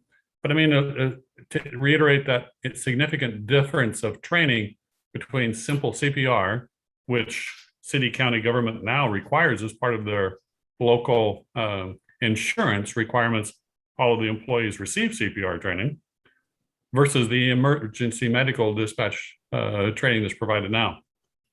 We may want to talk about ensuring at a state level, should you wish to go forward, how best to bring those who are not able to afford and do emergency medical dispatch online, and to offset the shrinking budget cuts that everyone is facing, how best to continue that annual maintenance cost for the centers to ensure that they continue to be able to offer emergency medical dispatch. So with that, Mr. Chairman, I think I'll pause. It may be better spent to answer questions as it relates back and forth with a couple of caveats, if I will. I'm unaware that the dispatch center now has a partnership with any doctor or ER to be able to actually have an ER doc on the phone or on the line with someone on the other end of the 911 call. I'm unaware that that's taking place. That doesn't mean it's not. And for the November meeting, I can certainly verify if any of the centers have that ability and or exercising it, but I don't believe that they do. Mr. Chairman. Questions for Mr. Okoven? He pretty well covered it all. Yeah, a ton. Yeah. No questions? Okay, Mr. Okoven, you're off the hook. Well, Mr. Chairman, if I may. Yes. If you choose to advance the bill, I would suggest that it will need some significant modifications to ensure that it fits nicely with the existing training requirements that the legislature has outlined for both the Peace Officer Standards and Training, as well as the Wyoming Law Enforcement Academy, and that we would need to make sure that it fits nicely with the existing EMDR, or excuse me, EMD training that's operated in the 20 agencies. And again, a discussion of how to bring those other ESAPs up to standard with emergency medical dispatch. Thank you, Mr. Chairman. Okay, before Mr. Okoven leaves, any questions? Thank you, Mr. Okoven, very much. Thank you, sir. Any other public comment? Okay, with that, I'll close public comment. So committee, what are your thoughts? Before we do anything, okay, I'll go with Representative Furphy or Senator Furphy. I'm sorry. You always be representative, I guess. Thank you, Mr. Chairman. Well, I certainly want to include in this bill limits of liability for the dispatchers. It's not in there, so I think we need to add that. I think that's key. Thank you. Representative McCune? I'm sorry, Senator McCune. I'll get this right yet. Thank you, Mr. Chairman. I think what I've heard many times over the last hour is we already have this capability. In fact, we already have a capability better than what we're proposing in this bill. So I'm wondering why we're even going to go forward with this instead of relook and ensure that the dispatch can get a hold of the services. And I think we already have it, Mr. Chairman. So I'm not sure why we're still even considering it. Other comments before we do anything with the bill? None? Mr. Chairman? Mr. Co-Chairman. I agree with the senator. The highway patrol, the sheriffs, the chiefs of police, they feel like they've got this covered. It sounds like we've got 5 out of 25 services out there somewhere that don't. But honestly, there was quite a lack of interest on the part of those involved in our emergency calls. And so I would probably suggest, Mr. Chairman, you could either table this thing or just move on without any action on this particular bill, but I'll defer to what the committee wants.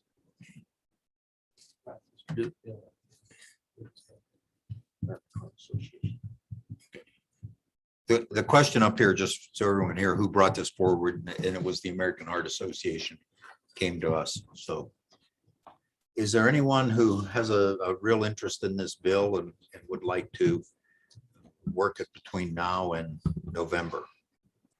Representative Henderson. Thank you, Mr. Chairman. You know, I don't think we should ever ignore an opportunity to improve. And listening to the last witness for the sheriffs and police, it sounds like we have some opportunity to learn more input.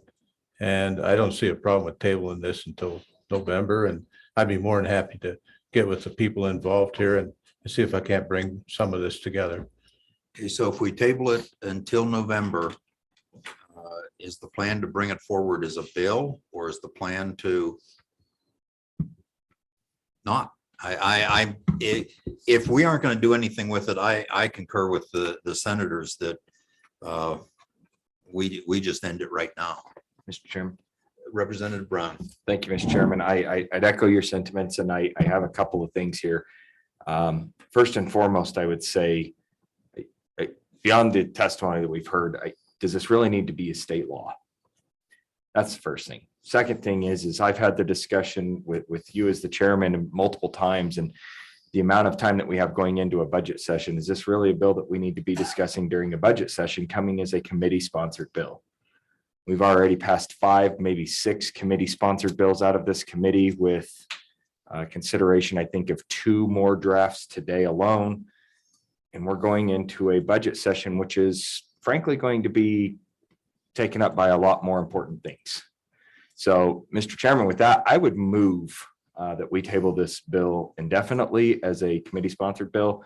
That would put this on the table for any individual legislator to take action on it individually, but it's a committee sponsored bill. I'd say we table this indefinitely. Second. Snyder. Okay. Any discussion on the motion?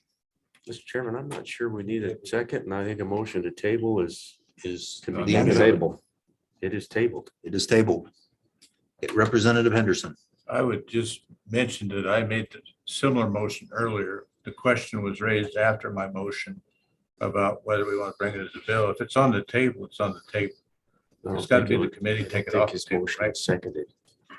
Doesn't have to have a second. The tabling doesn't need a second. Yeah. Representative Henderson One table, didn't make the one table. table indefinite. One table is till November, the other one table indefinite, but the other motion was on the table. Yeah.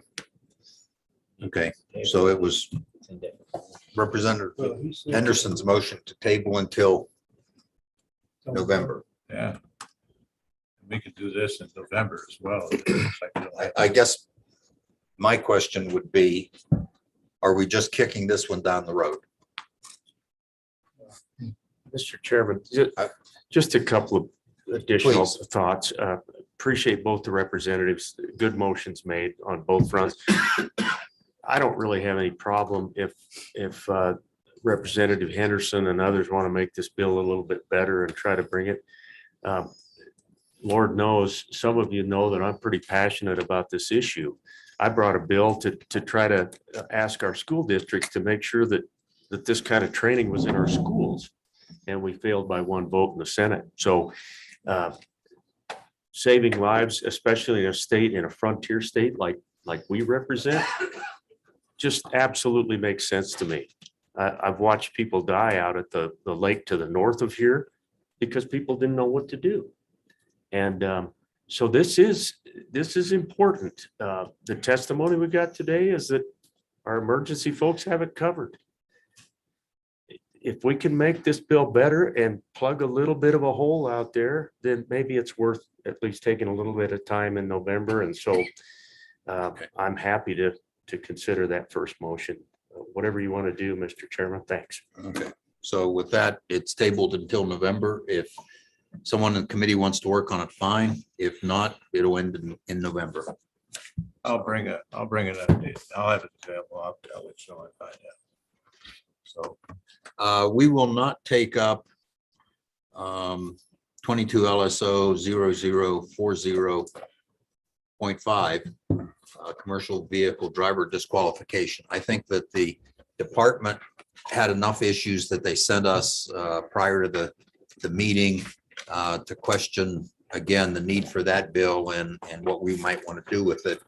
If there's someone who has a lot of passion around that topic, I would say get with the department and work it, bring it in November. So that gets us done a little bit ahead of schedule.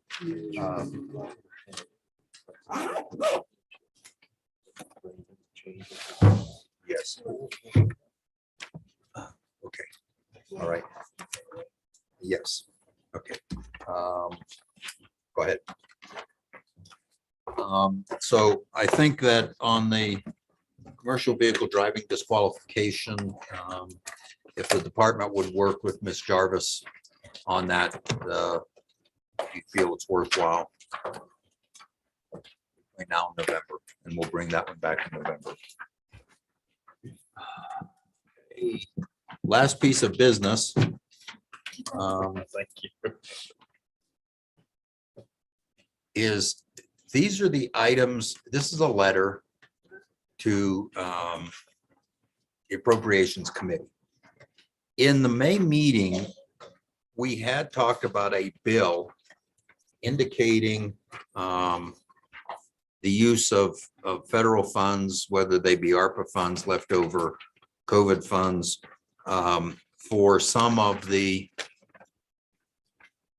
needs, financial needs of the department. In looking at it with the ARPA funds and some other things, and that was in preparation for a special session, which never occurred and may never occur. This is all going to be held until the session in February. But I did relay this information to JAC at their request. And the idea here was to let JAC know prior to that special session, which again never occurred.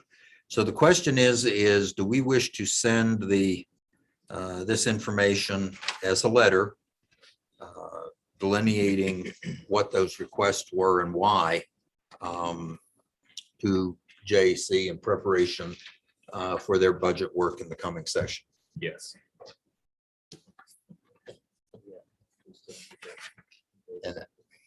Okay.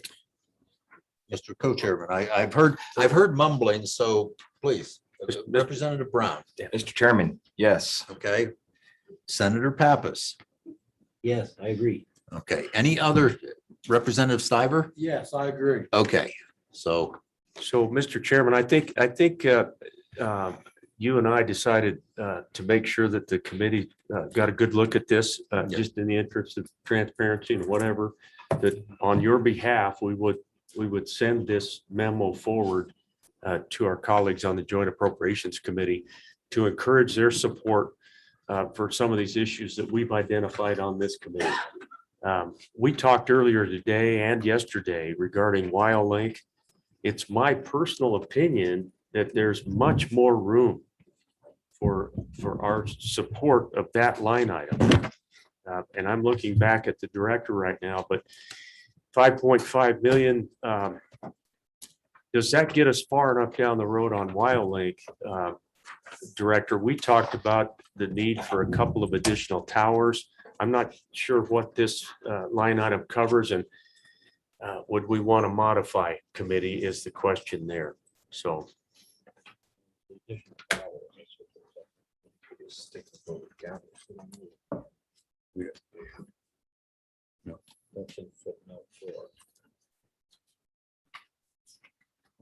and this was written as we normally write the budget bill. Actually, our concept of writing a bill to push us forward, where we did it as we would do the CapCon bill, was well received by JC. In fact, they may write a bill using that concept for the ARPA funds and other funds. So, we had a concept that they really appreciated and may use that. So, Mr. Chairman, just to pick up where we left off, and Director, this particular memo was written a while back, and it specifically addresses money to go to our local governments for the purchase of equipment related to WildLink. It just felt like to me that there might be an opportunity for us to suggest more support on the WildLink front. Can you help us with that? Mr. Chairman, Mr. Colbert, Chairman, I would absolutely concur. And I think it's a simple matter to get you a detailed number tomorrow. Or the next day. Okay. So, Ms. Jarvis. Mr. Chairman, I also wanted to point out that there are two X's there because back at the May meeting, there was a placeholder that the counties were going to provide some WildLink numbers as well. So that would be, they would be added in as well.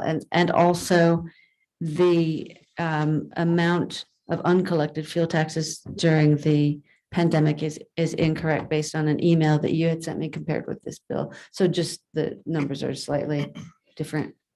So Mr. Chairman and committee, we would work with staff and with the director to modify a couple of those line items. And hopefully that would meet the approval of the committee, just so we can get this to the Joint Appropriations Committee. Okay, and committee also, these numbers came from things that, with our understanding at the time, were really ARPA funds useful. They probably would not be opposed by anyone, that they were legitimate. We wouldn't have any trouble proving that this is what we used it for. So it's just that discussion. And looking at the numbers, and I'm trying to do this quickly in my head, and the two X's and the pluses confusing me. Is that total correct? It's not what I Okay. get. Mr. Chairman, no, that total is not correct because it would have the X's added and it might have a corrected amount for a WildLink from Director Reiner, and the operational services line has the incorrect amount that would go back to the highway fund from the fuel tax by like 18 different. Director? Mr. Chairman, the other thing I might point out is, as I'd like to review the law enforcement as well. I know exactly where that number came from. I think subsequent to that number, we funded a couple of those items. And so instead of being duplicative in request, I just like to verify that number. Okay. So, Mr. Chairman, just to add to the co-chair, just a little bit here, I think my suggestion would be that whatever the committee can do to support the department with exception requests and going on through the process, I think that's really what we're trying to do here is to say, look, our committee for a couple of meetings has vetted a lot of these issues. We've looked at them. We're supportive, and that's really what we're doing, Director, is to try to provide some ground cover and support, and we'll be prepared to visit with our colleagues about anything we learned during the interim. But I think it makes sense that we take a hard look and make sure we get those items correct. Representative Burt? Thank you, Mr. Chairman. I just need a couple explanations on a couple of numbers. Number 1, and number 5 of this on the back page. It says here that we're looking at allocating, 2 more chunks of money to computer systems, and didn't we pass a bill in the House that we allocated about $80 million from driver's license fees for new computer systems for YDOT? Is it a different computer system? Representative, it is.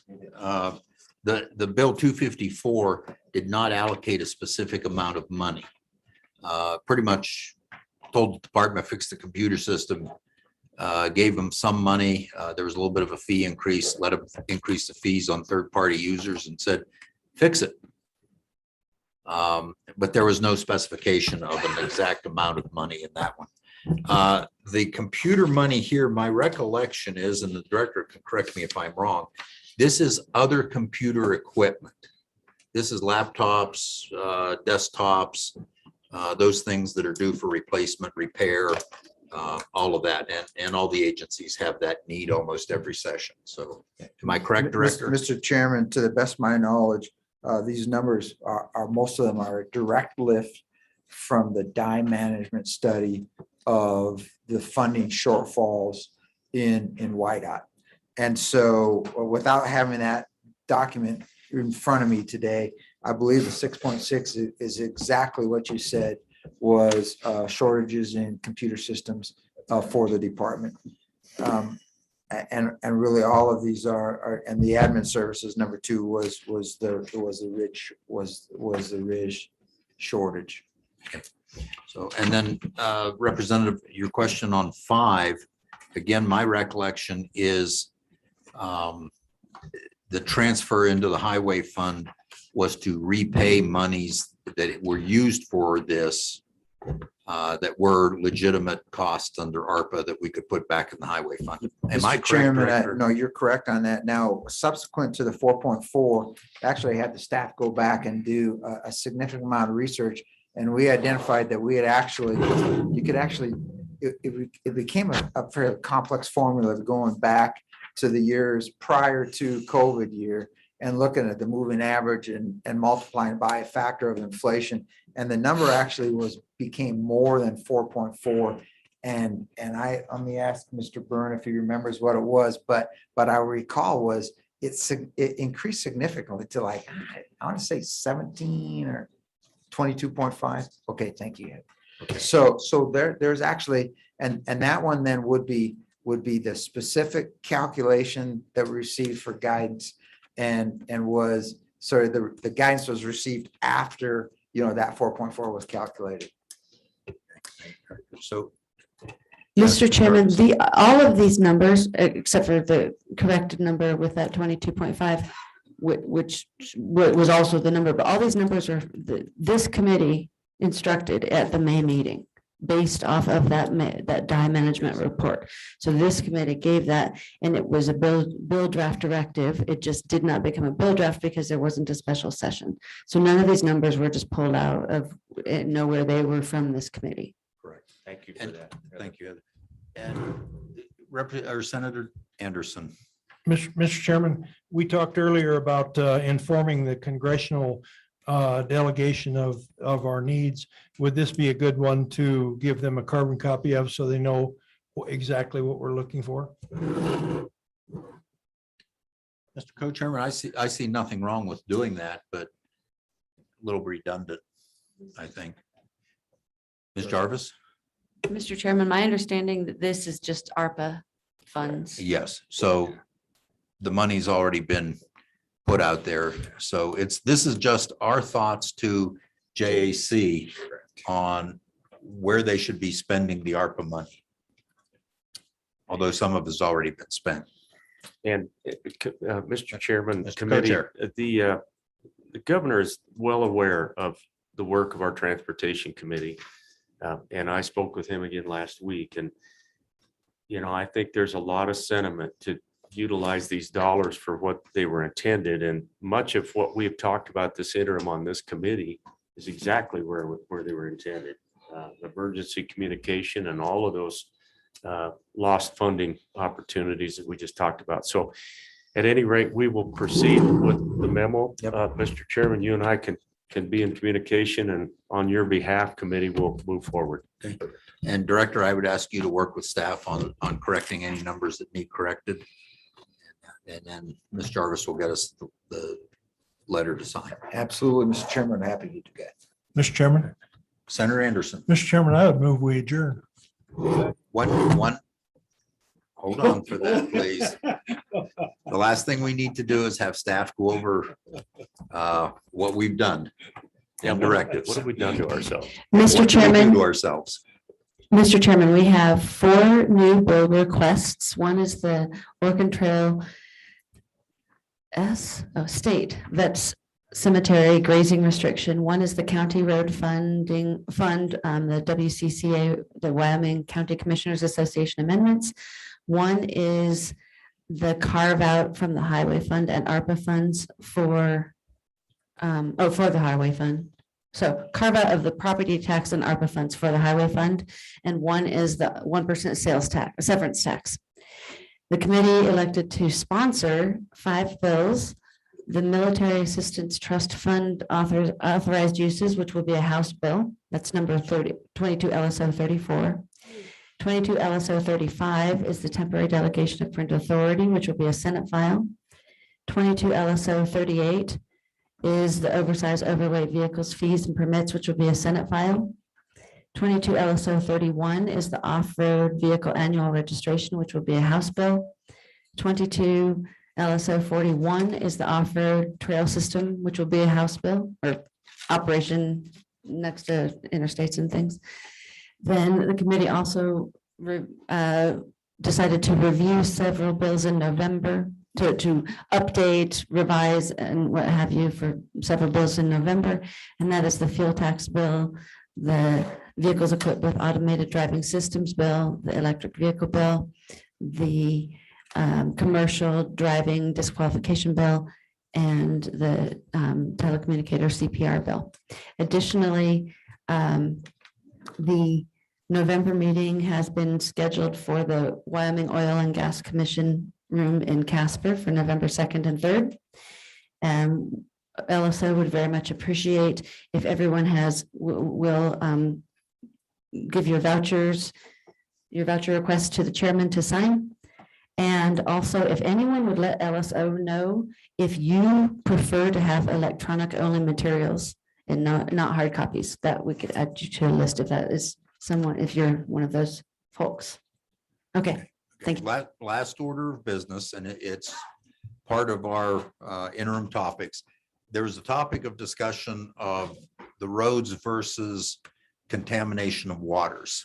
And I believe that topic was brought forth originally when we discussed interim topics by Senator Furphy and Representative Baker. So I would ask that the two of you get together and be prepared to talk about that at the November meeting. And if you feel there's legislation needed, work with staff. And that, but be ready for that discussion. Additionally, for everyone here and everyone listening virtually, we will not be drafting any bills on the fly at the November meeting. What's out there right now is all there will be unless you get a bill in the hopper before then. And well enough before then for us, all of the committee to look at it. The discussion of the electric vehicle bill will be just that, a discussion, an update. Probably look very different, but there won't be a vote on that bill. It'll carry into next interim. So with that, now I entertain your motion. Move to adjourn, Mr. Chairman. All in favor? Aye. Opposed? No? No.